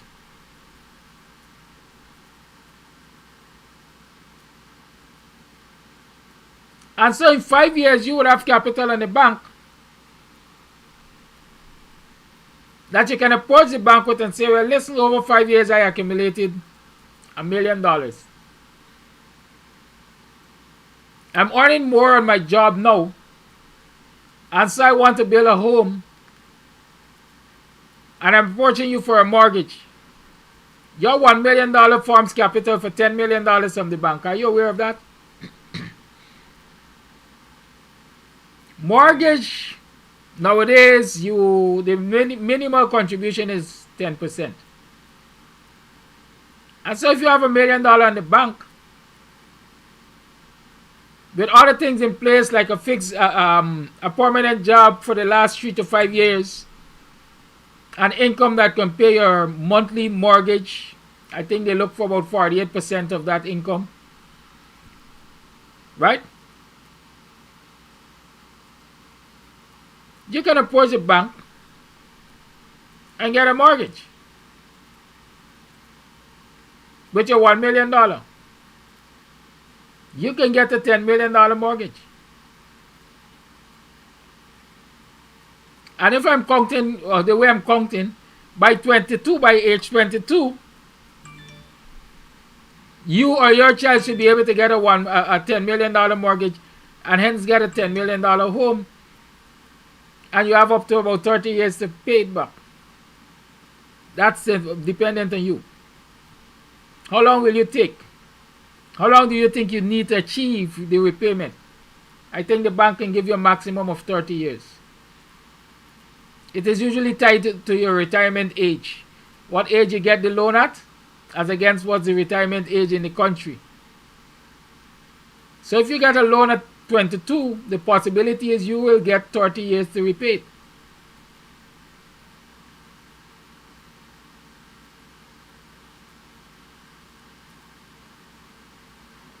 But you have to have a goal. Parents have to help children to set goals.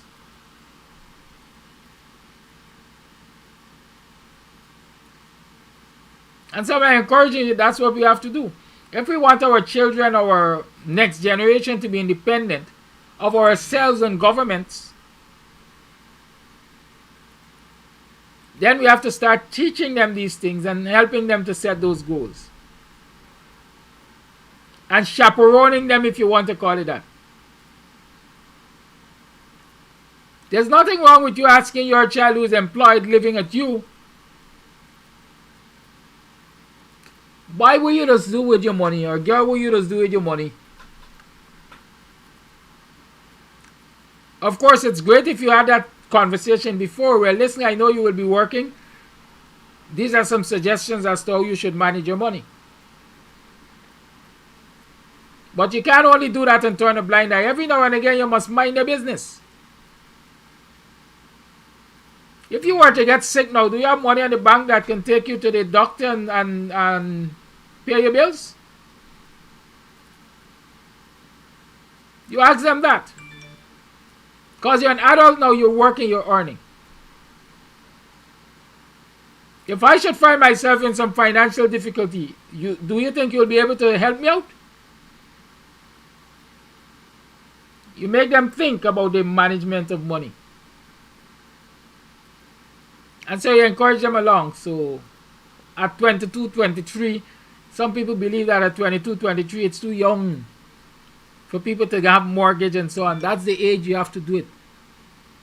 There's certain things you do while you are young. Long ago, our parents used to wait for gratuity. So they live in a rent house or they live with mom and pa until they retire and get gratuity, and then they go and build a home.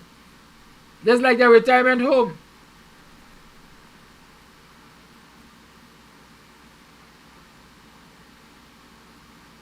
And then the size of the home is dependent on their gratuity size.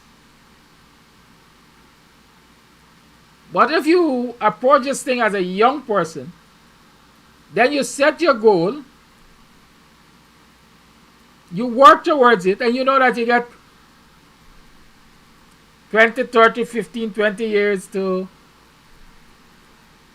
face the financial cost of that goal.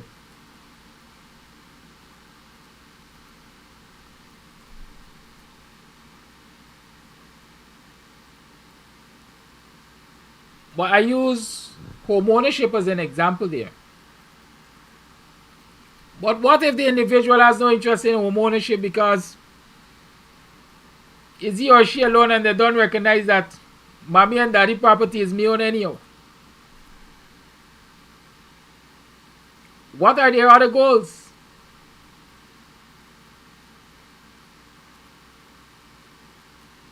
Business is a great liberator. So I want to invest in business.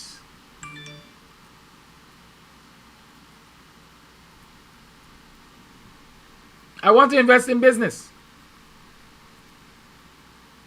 The same way, the same discipline, you accumulate something on the bank, you can approach the bank and say, well, listen, I would like to have a financial facility because these are my business plans. The requirements might be more stringent.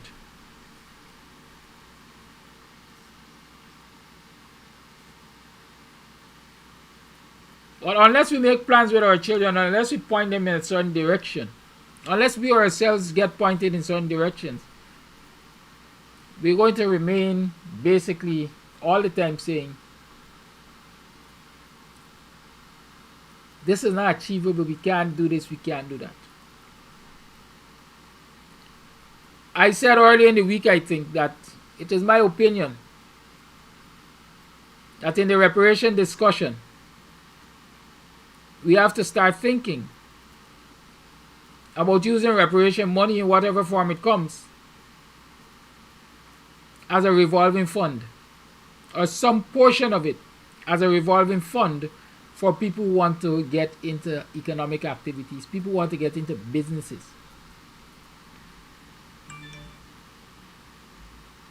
Because there's so many ideas out there that people can't find funding for, especially black people can't find funding for. Because the state institutions are not providing that support. State actors are not providing that support. The African Guyanese community perhaps doesn't have the wherewithal to provide that support.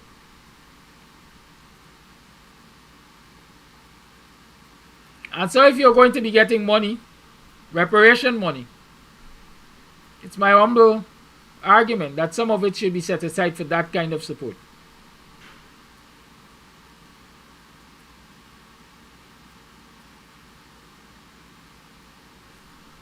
Let us start analyzing these things. What are our sources of capital? How can we accumulate capital?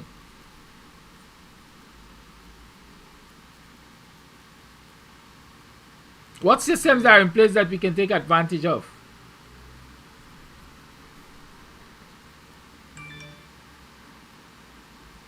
In order to elevate ourselves economically.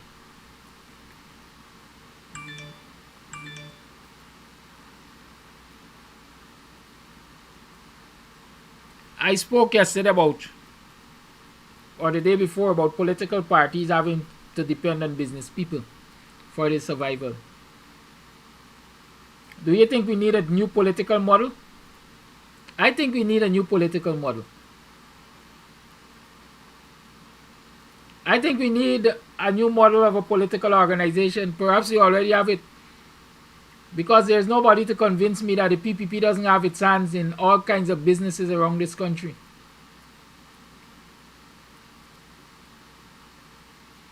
GPC, stock feeds, Sanata, a whole host of state entities were sold under the PPP to good friends of the PPP.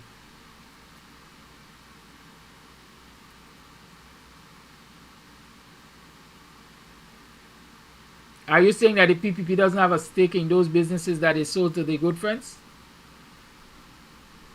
I believe they have a stake.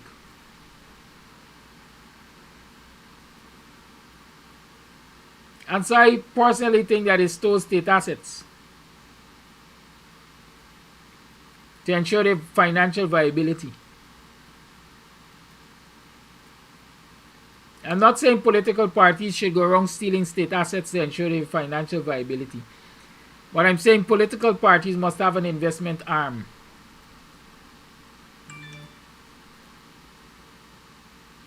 They must have a group of trusted lieutenants, if you call them that, to invest in and operate business on their behalf, so that the profits from those businesses can fund the operations of those political parties.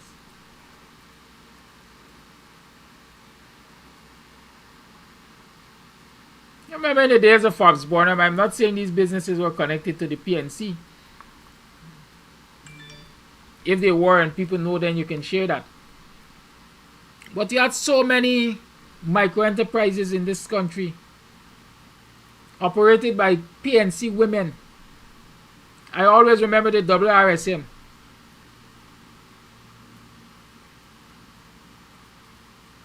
Right? WRSM had outlets around this country, as far as I remember, where you used to go and buy stuff. Was it a financial arm of the PNC, or was it a business arm? I don't know, I'm asking. But does the PNC now have a business arm? WPA doesn't have any that I'm aware of, because I know the question can come. If WPA got. People like tell me discuss WPA, left PNC alone. Right? As far as I'm aware, WPA doesn't have any business arm. And so just as how I'm saying, I believe the time is now for a new political model where political parties have an investment arm. I'm saying the same thing for WPA because it's a political party. It's modern warfare. It's a modern time. You can't continue to rely on the goodwill of citizens, because citizens themselves are catching hell to survive. And so if you're reliant on citizens to survive and they can't survive, then you're on debt too. And so our political leaders need to start to look at new ways of financing politics.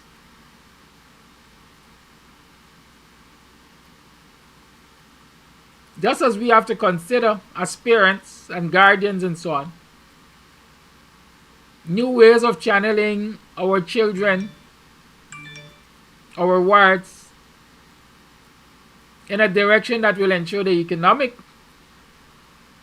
empowerment, so that they can have some amount of the independence.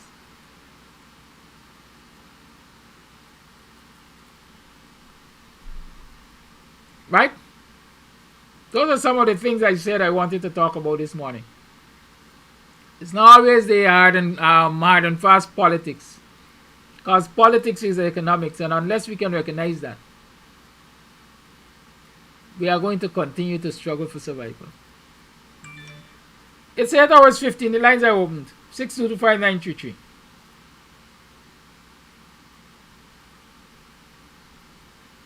The United States, she did a stint of national service at the tie-dye factory in the sales department of WRSM.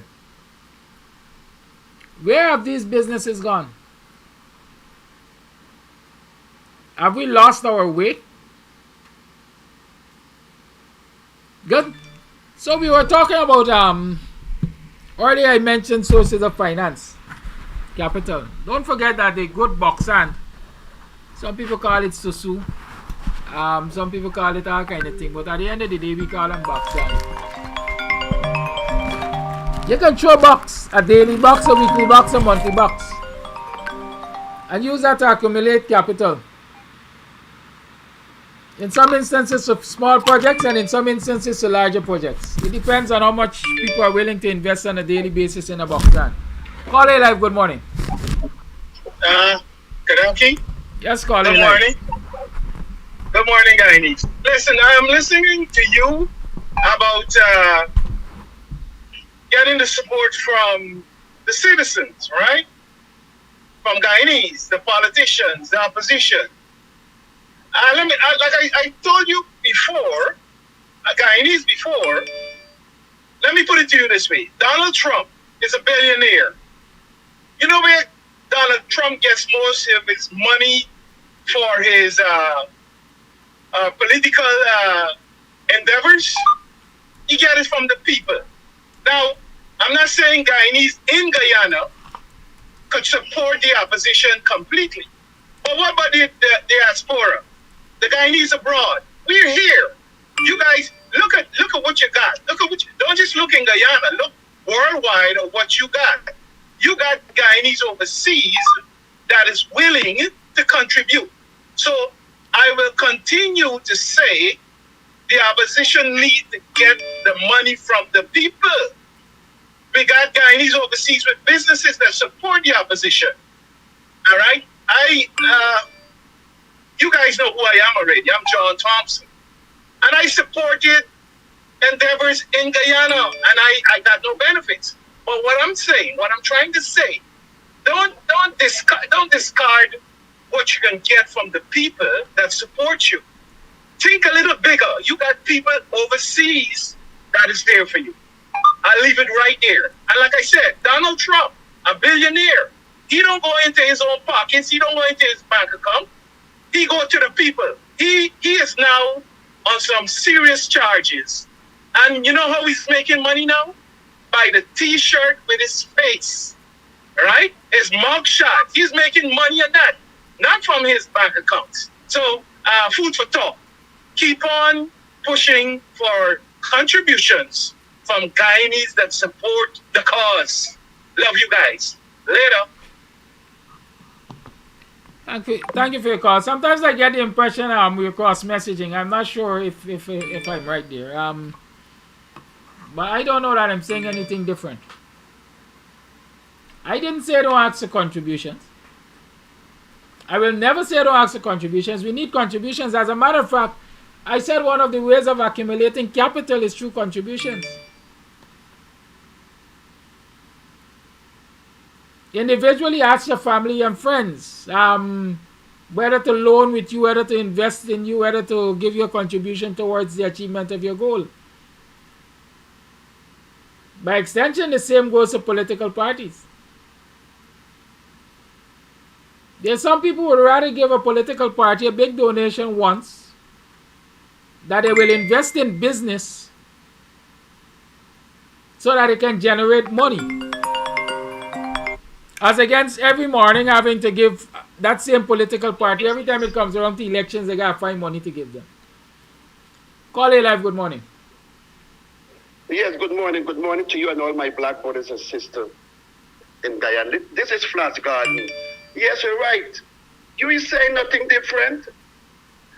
But that guy Thomas, who have been here, he don't like ordinary period. We talking that? I don't know what you're talking about. Anyway, let me move on. I love the topic this morning that you're talking about capital. The first thing, what my grandmother teach me, always take out a bank book. She said, when you start to work, my grandson, take out a bank book. You don't have to get $1 million to take out a bank book. $1. But you have to make sacrifice and maintain it every pay period. And couple years or months, you could check it and see what you communicate, that you could start a little business or you buy whatever you need, not what you want. And I grew up with that mentality that today that all my ex-ladies, when we met, I always ask them first, do you have a bank book? Some say yes, some say no. I say, look, take out a bank book. Because whenever you and Flash separate, you must have something to show from that relationship. And it's time for we, black people, and it's always said on your program, we black people have to start, save more, spend less, and invest. It's part to take us out of poverty. You could have a $500,000 bed. I have a $5,000 bed. It's not all about the money. It's all about rest. The same $500 bed and the $5,000 bed will still give you rest. All you need to rest. And this is our problem. We overspend. We make other nations rich and don't make ourselves rich. If you work for $5,000 a day, we don't spend already $4,000. If you work for $50,000 a week, we don't spend $25,000 out of it by sporting, and black man in Guyanese love to say pansy. So we just put ourselves in poverty and keep ourselves in poverty. And you use a good word. Because we love to hang our hat where we hand can reach it. When I be on my page, when the Indian girl come and tell me, oh, Flash Garden, don't remember when I a black man draw pay, I just spend out all weekend and come and have a store for credit food. I would always remember that word. So it is time for black people, young people, and parents and grandparents, teach our children constant banging, break down door. Let them know fancy clothes is not all now. When I came to America, my best friend gave me advice. He said, Flash, don't worry with all the fancy clothes and all the party. Set your priority first. He said, fancy clothes always will be there. Sport and drinking beer will always be there. And I listen to him and that's always pass the word. We black people have to set our priority first. Thank you for the time. Thank you for your call. You see, Flash mentioned that bank book story there that his grandmother told him. It's a belief of mine. I always say to people,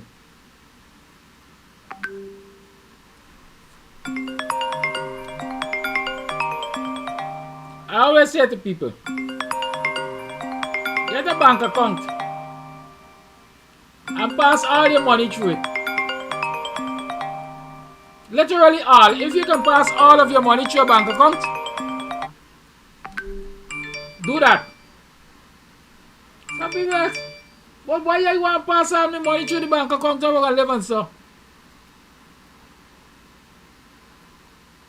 If you pass your money through the bank account, the bank becomes your accountant.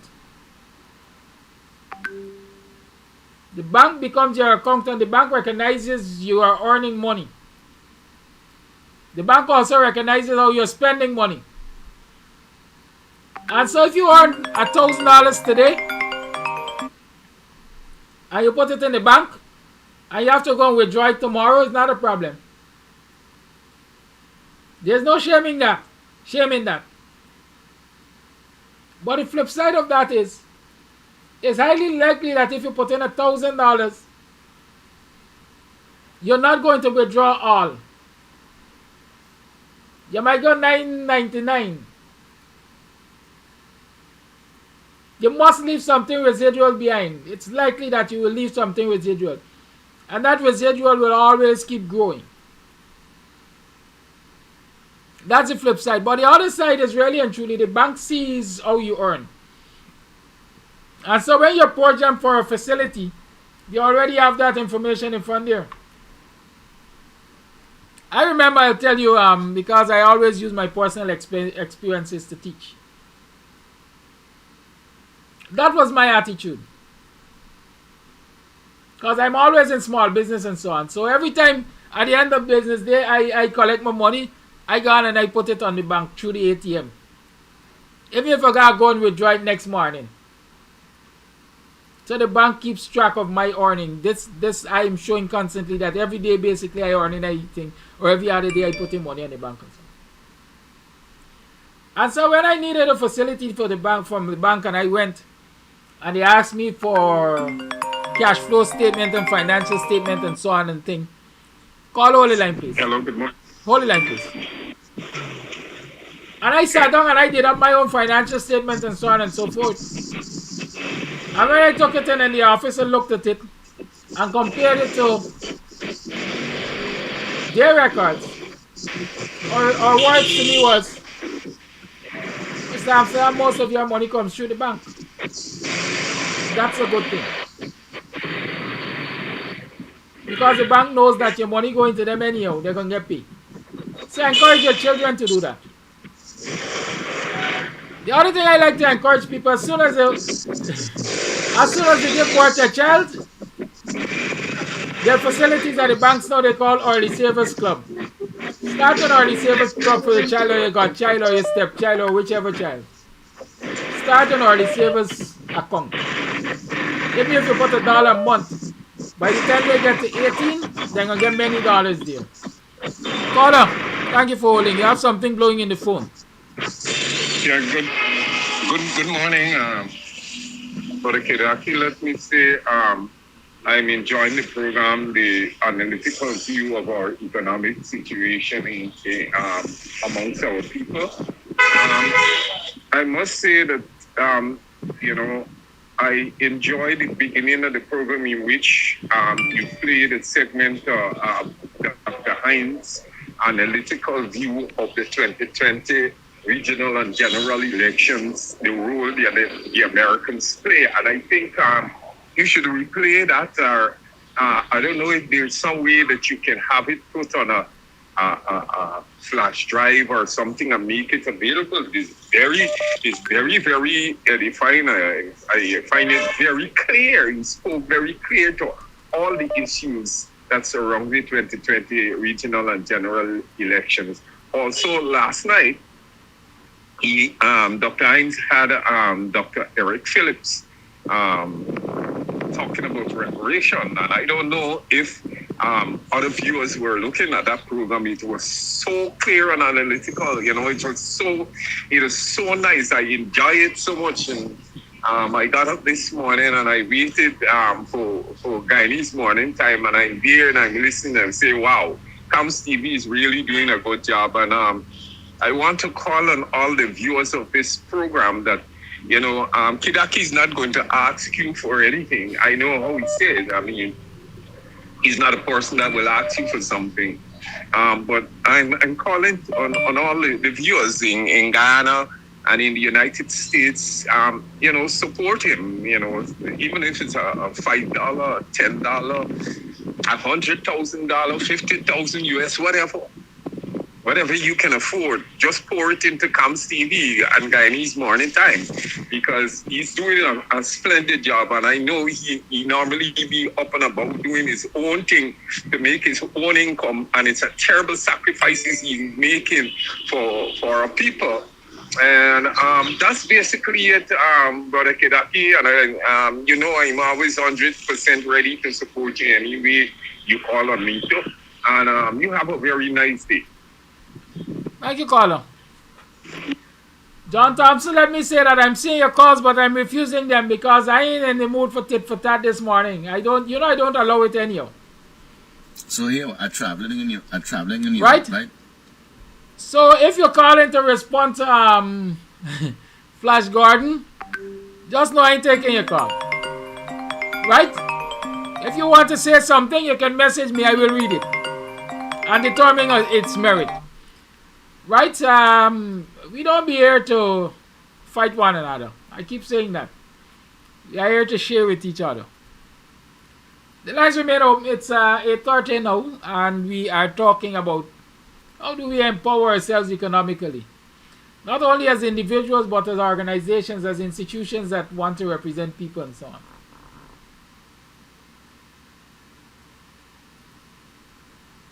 Right?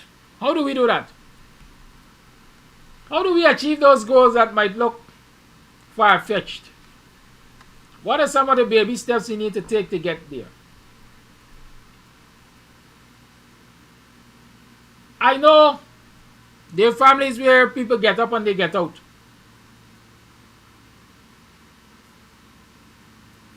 There are families where people get up and they get out. There are some families where family members strike it rich with the support of their siblings and so on. But once they strike it rich, they forget they got siblings. It's now their money. Right? How does that help our cause? John Thompson is persistent, like you're listening to the program, you're only calling.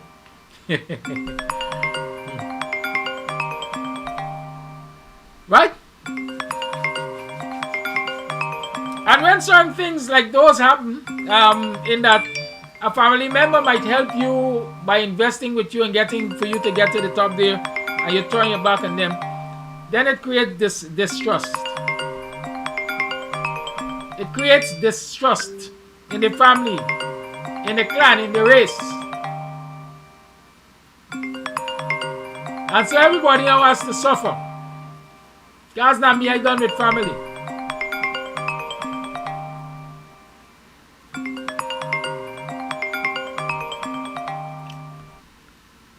Someone y'all inbox John for me now. Tell you I ain't taking the call. Let him send me a message. Right? So, I usually say that I'm the kind of doctor that takes his own medicine. I don't just give medicine, I just take it. And so when I tell you that you should try this and you should try that and you should try the other, I do too.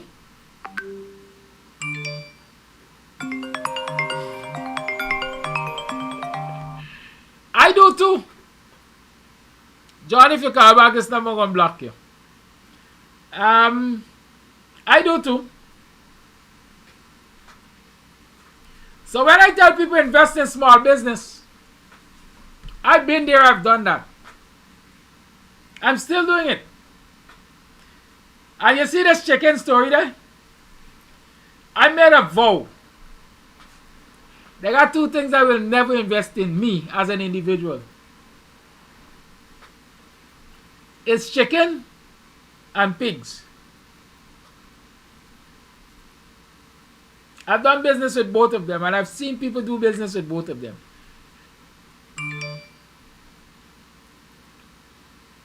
What people say, some things could build you and they could break you. Chicken is one of them.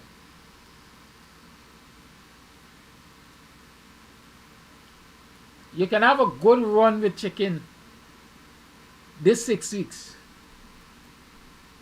And the next 6 weeks, some disease or something comes and wipe out everything. Or even if it's not wiped out by disease, the market conditions change. And you can't find buyers for your chicken. And so you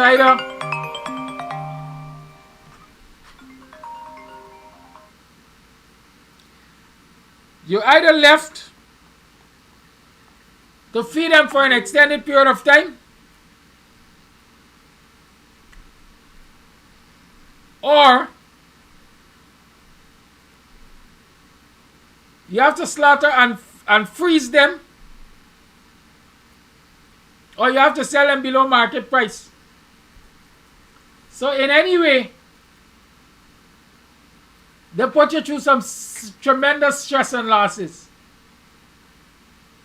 And this is not to daunt anybody's spirit. Everybody got different luck.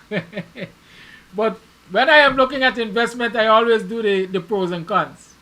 Right? The pros is, if you're rearing poultry, 6 weeks you could get to market.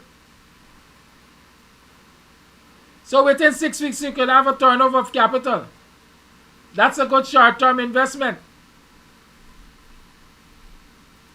But the con is that in that same 6 weeks you can go belly up. That's the reality. Chicken, right? Swine. I usually see swine as a box hand. I don't know if that has changed over the years. But when we were doing swine, I saw it as a box hand.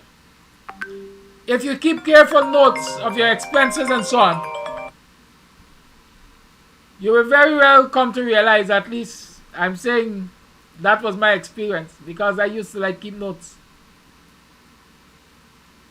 When you market your swine, you would, for most cases, get back your capital, or a little bit over your capital. That was then. I don't know about now, because now I understand that they are more efficient animals. Like the Topics 40 and so on coming out of Suriname and thing.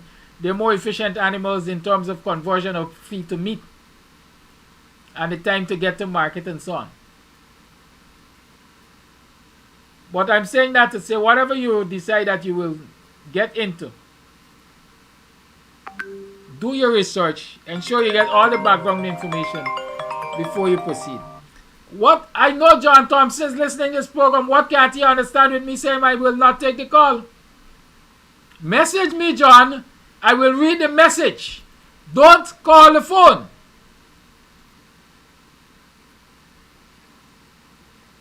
Because unless I'm convinced that this discussion is going to be not one that is tit for tat, flash said and I said this, and I don't have the time for that. That's not what the program is about. You had your call. You made your call. Send me a message now. And yes, I do get aggravated at times, especially when I'm dealing with adults who behave like children.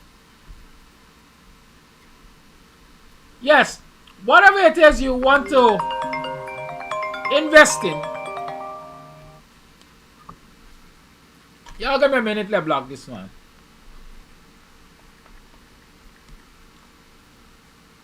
Whatever it is you want to invest in, take the time, do the research,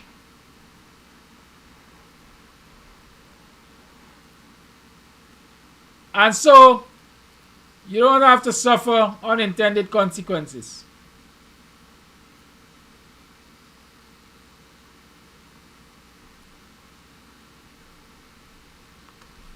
That's my encouragement to you. It's 22 minutes to the 8 o'clock hour. Do you have any nuggets you want to share, those of you who have been in business?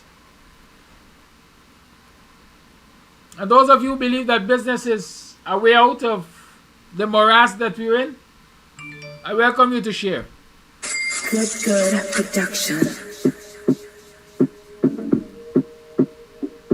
Still I count all money, and me no job for no new money yet. Hey, when you make a dollar, you fi spin it.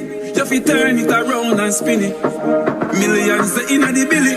No one bag of teeth when you see me. Soon fresh cash, fresh cash, fresh cash.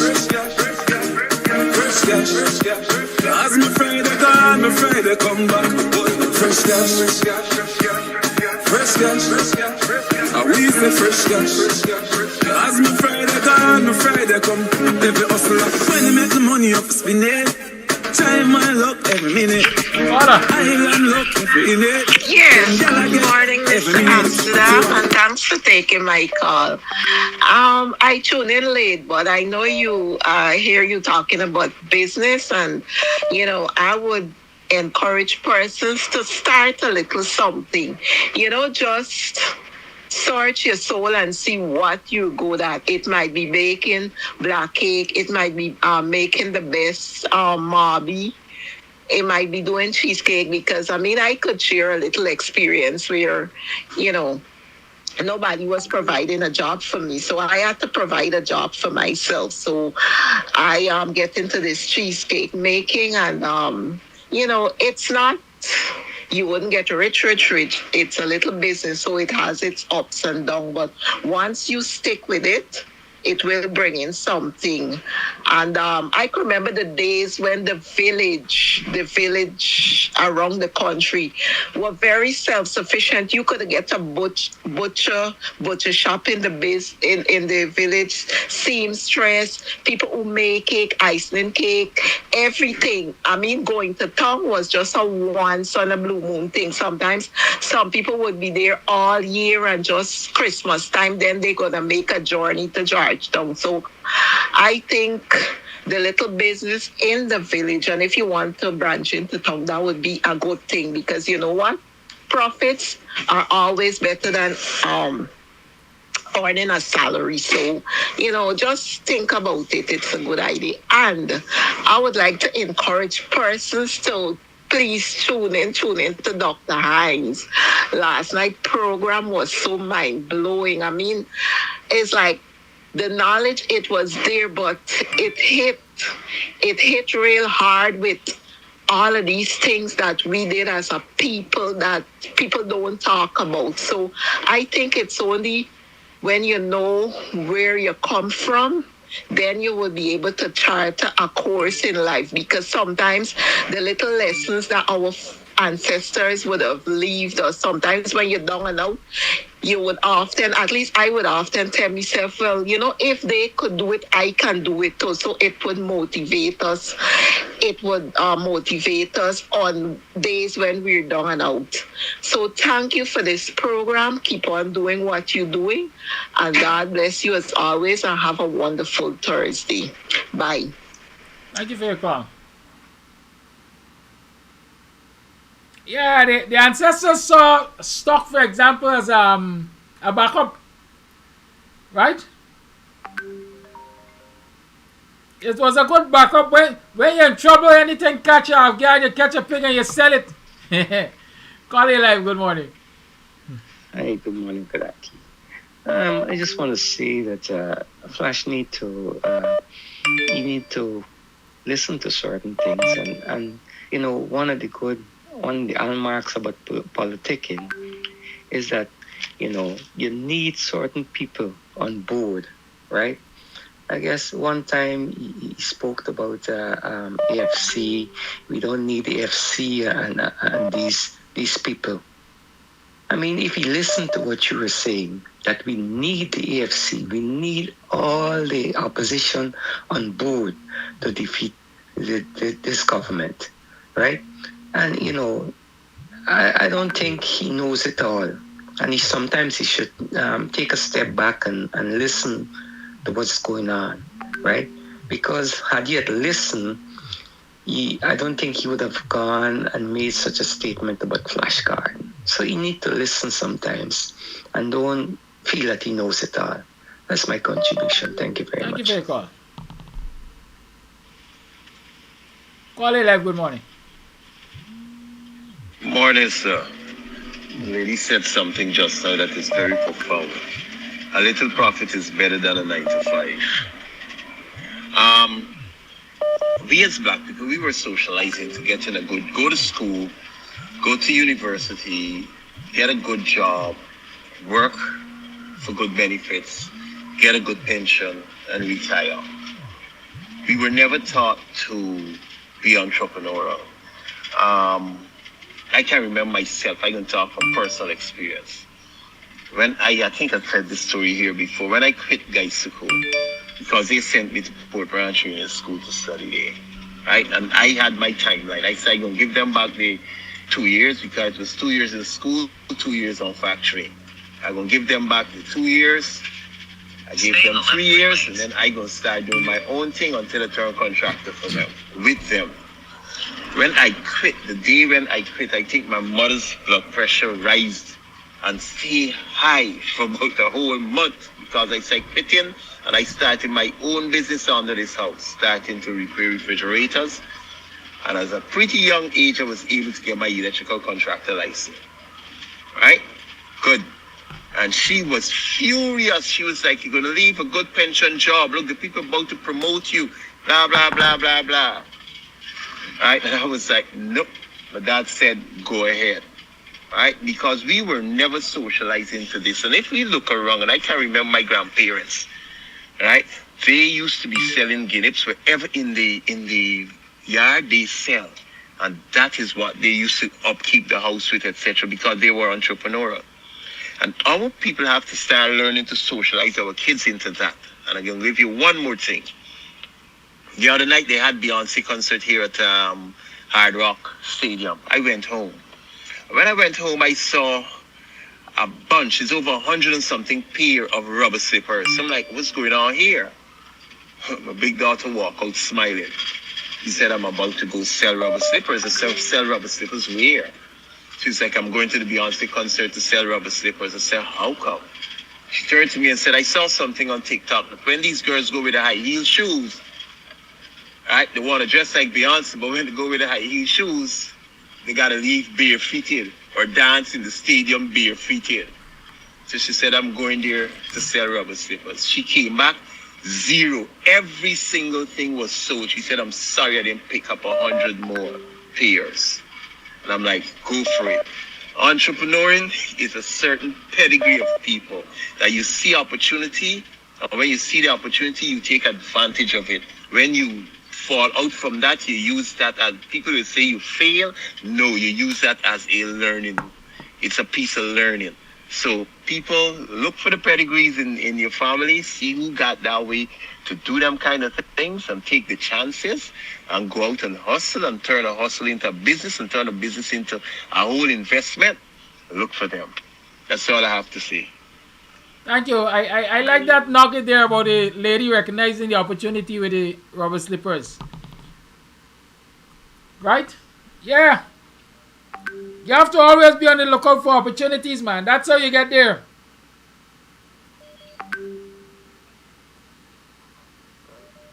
Call only line. I'm trying to get your volume up. Your call dancing all over this phone. I don't know what's the problem.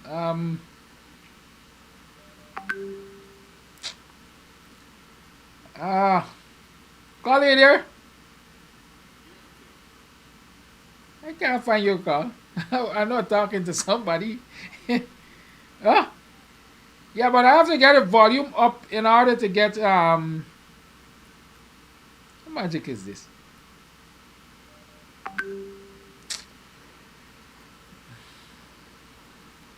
Connor. No, it's too low. Call me back, please. Just hang up and call back so I can get a proper get a call properly. Good. Sorry about that. Call just disappear. I know where it gone.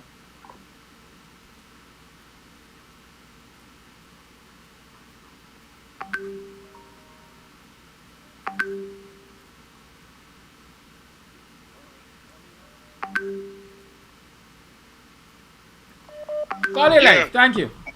Morning. All right.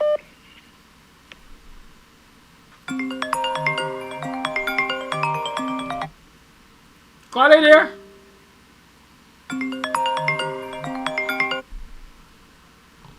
Call it live. Good morning.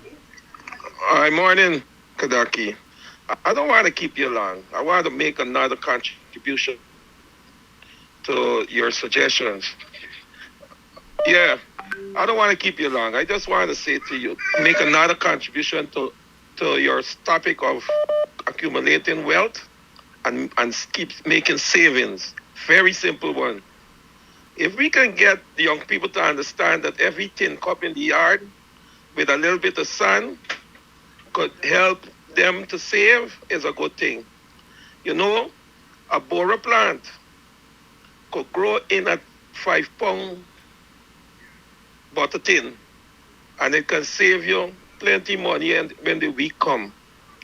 A tomato plant can grow in a butter tin or even a 1-gallon plastic bottle. You cut off the top, you put it inside, you put a seed, and you'll be surprised if you count all them items up after a couple of mornings. Is a whole lot of saving and help in the house with nutrition. So I think we need to push that too. Everybody could remember the days when they saw Bornum riding horse all over the place and giving seeds. Very important thing. Too much spaces are all over the place. You walk, I live in a place named Old Karakara. A set of young men running all over this place, smoking weed. And if each one of them put 1 5-gallon can or a 5-pound can and put a seed, the family gonna get a lot of food. And I think we need to push that to return to the days when we plant a seed. Thank you, buddy. Thanks. Thank you. I certainly agree with this caller. I think I've shared my experience again planting. I used to plant in the front yard of UC Guyana, brother UC. While I was a part-time teacher at the Annandale Secondary School. What I earned from that kitchen garden was multiples times what I earned from my part-time teaching job on a monthly basis. And I had the luxury of getting up every morning and eating what I felt like eating. You know, we like to talk about Chinese stew or mix-up stew, whatever. Douglas. Yes, a Douglas stew. I used to get a luxury of steaming okra and callaloo and bora and so on in the mornings or whenever I felt like. And I knew what I was eating. So it's important that we also stick with the land. Use our little spaces and cultivate. Now there are different ways of farming. You got hydroponics. And you have what would I call it? There's a hybrid. I don't remember the exact name, but you have a hybrid where you have aquaculture and hydroponics together. Right? Call A Live, good morning. Yeah, good morning. Nice topic about this entrepreneurship. I could remember years ago I had a big friend, a father figure friend. And one year he said, Rhonda, are you going to get meat for Christmas? I said, well, buying it. So he said, I'm going to give you 6 chickens. The man came, he helped me, we made the pen and I put in these meatballs. At the same time I was doing work on the house. And Gadaki, I ain't get a chicken nail. I sold every one of those chickens. And from them 6 chickens, I started to rear chickens, moving from 6 to about, the last time I had about 50. But during the course, I lose got time I had to come meet out to set. The last time I bought chicken, I don't know, I bought some feed, and the feed is killing them out. But all in all, when you rear it, you do make money. Next thing. I left my job because certain things are looking to happen at the workplace. I wasn't afraid. I didn't like it. And when I opened my mouth to talk and all kind of stupidness, people carry news to the matron.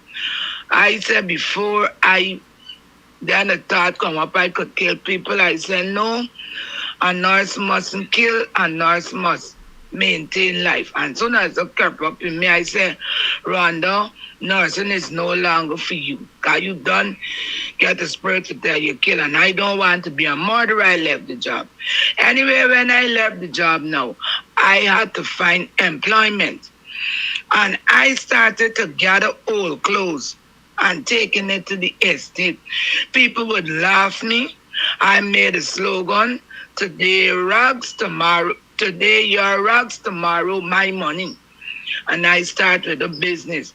And let me tell you something, Kadaki. It is good when you can be an entrepreneur. Whatever you put in, whatever you decide to do, you got to see it as making profit. And when you're an entrepreneur, you have to got a sense of management. You got to tell yourself, if you don't work today, you can't eat today. You don't work tomorrow, you can't eat tomorrow. And it conditions your mind that you got to eat, you got to do everything. And when you look at many success stories, you see people will take nothing and make it into something. And I say, if I had the opportunity of probably living abroad, the amount of things I see that is being dumped in the waste, I know I would have been richer than Trump because I would have gone about gathering everything and thing. But in Guyana, you don't have places where the type of entrepreneurship, like you pick up empty beer cans. That is a business outside. But here now, those things will throw around the place and little.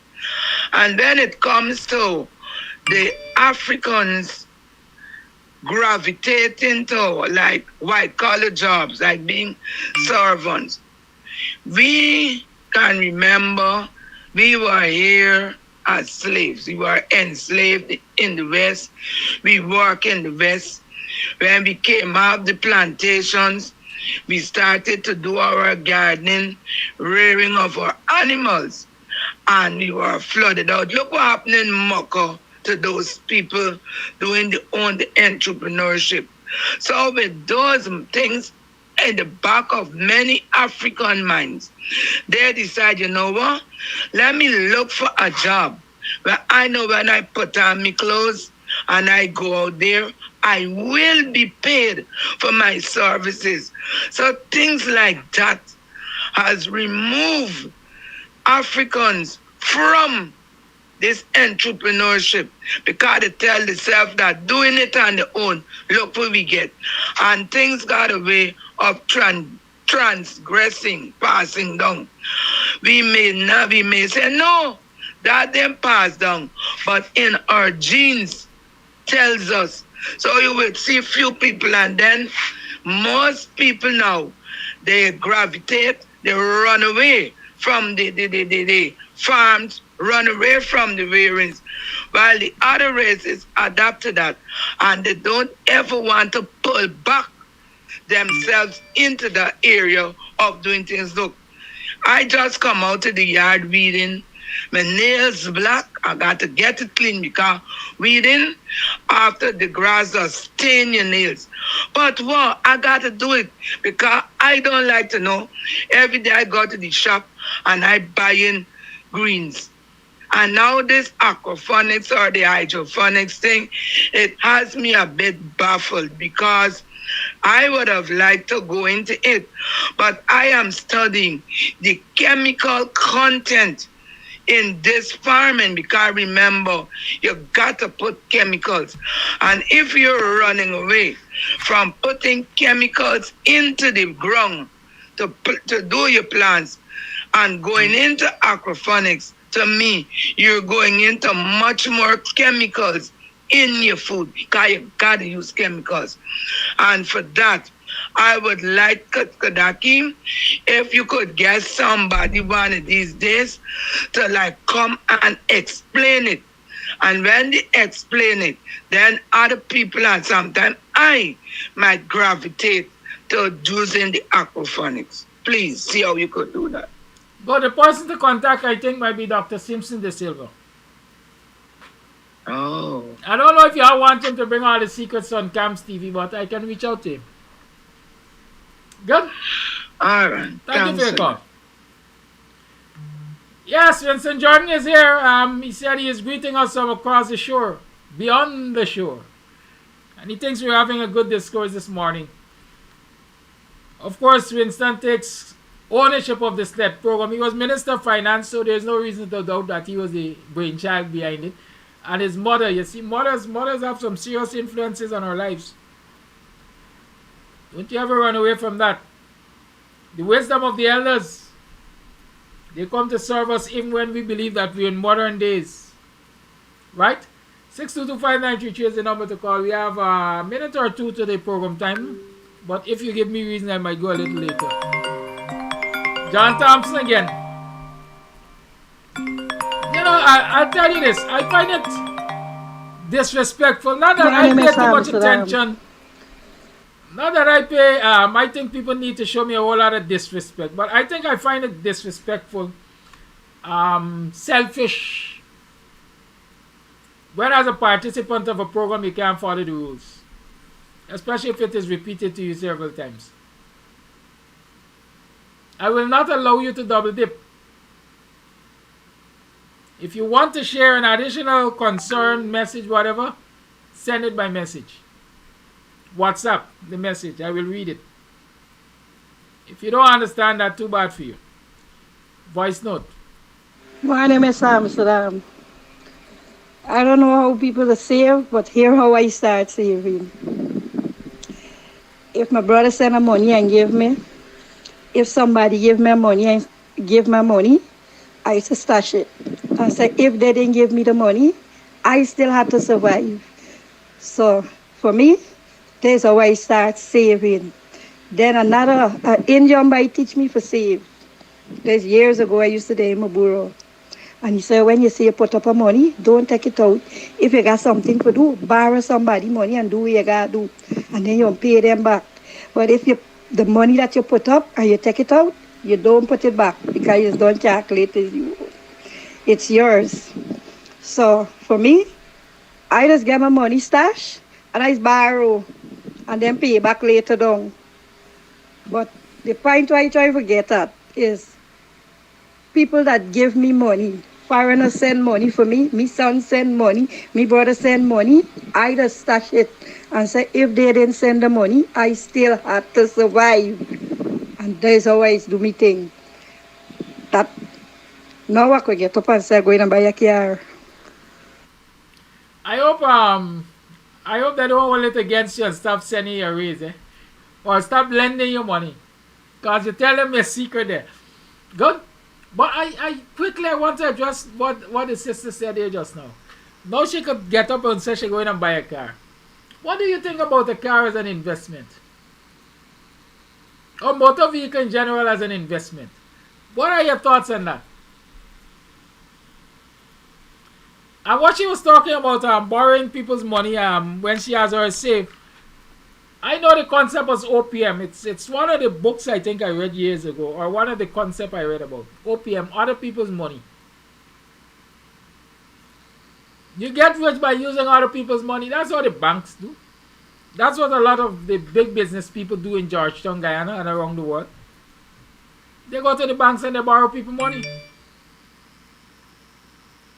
Right? I remember reading recently of one of the multi-billionaires across the world explaining that similarly, he has never used his own money to buy anything. He has borrowed on his own money, but he has never used his own money to buy anything. And we have to develop that attitude because, like I usually say, we like to boast, I buy this cash. Let's say, for example, the car the sister is talking about, I buy this cash. One accident and I have no car nor cash. But if I had bought it on terms, one of the first thing the dealers insist is that you get full coverage insurance. So if it gets right off, it gets replaced. Good? But when you buy cash, it's at your own peril in most times. Those are just some nuggets. Nuggets. Somebody was telling me the other day about investing in minibuses and so on. And I asked the question, what's the price of minibus now? About $4 or $5 million? Will you give me, a stranger, $5 million to keep in cash?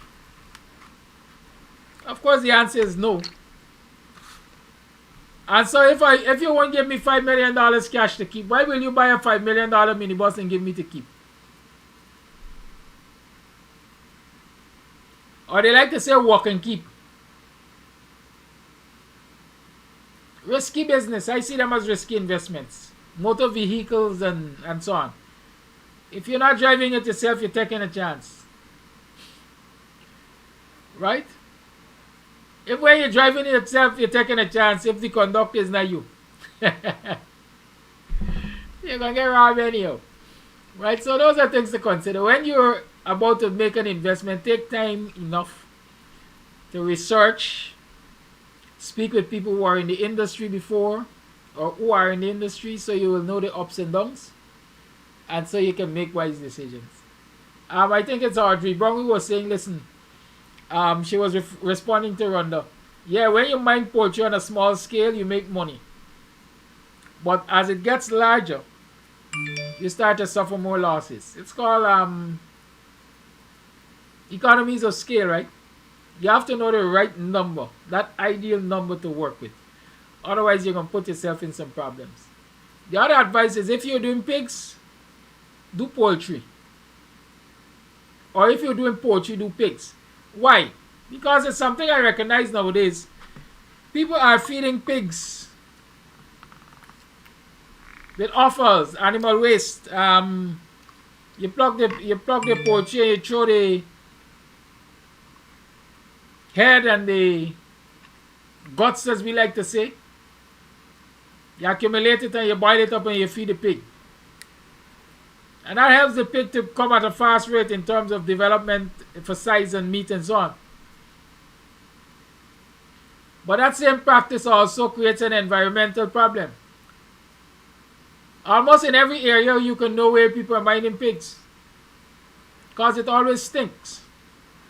Because people are going to fish processing plants, they're collecting fish waste, they're collecting chicken waste, they're collecting maybe cow waste, animal waste, and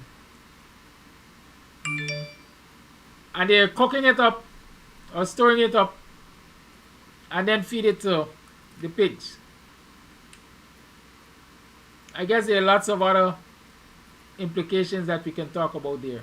Apart from environmental, there might very well be some serious health implications to talk about, but that's not the reason for this morning's program. But that was your sister saying, if you're mining poultry, then mine pigs. You will not lose anything. That's an integrated farm structure, where the waste of one thing becomes the input for another, and so you get profit all along the line, right? But that's that for now. It's 7 minutes past the 8 o'clock hour. Remember, tomorrow is Friday. There are two things I want to remind you about for tomorrow. Tomorrow we're doing the feeding program with the school as usual. I'm going to restart that tomorrow.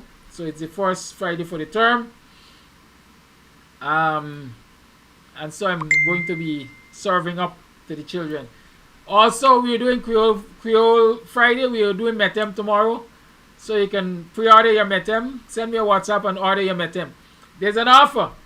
Spend $3,000 or more and we will deliver to Georgetown for $1,000.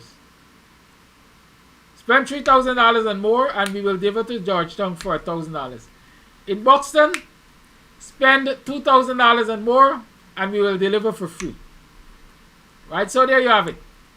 Spend $2,000 and more in Buxton, you will get free delivery. And in Georgetown, spend $3,000 and more, you will get delivery for $1,000.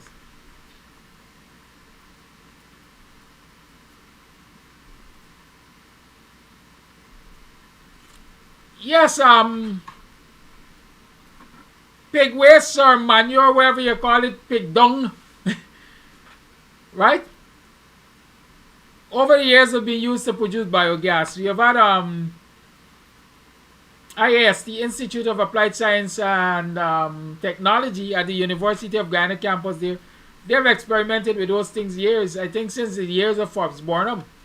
And so yes, I know that the plants here, their technologies that have been used to use pig dung and so on and so forth to produce biogas. So yes. And that's another thing, those of you who are into pig rearing, you can very well explore how it is you can produce biogas.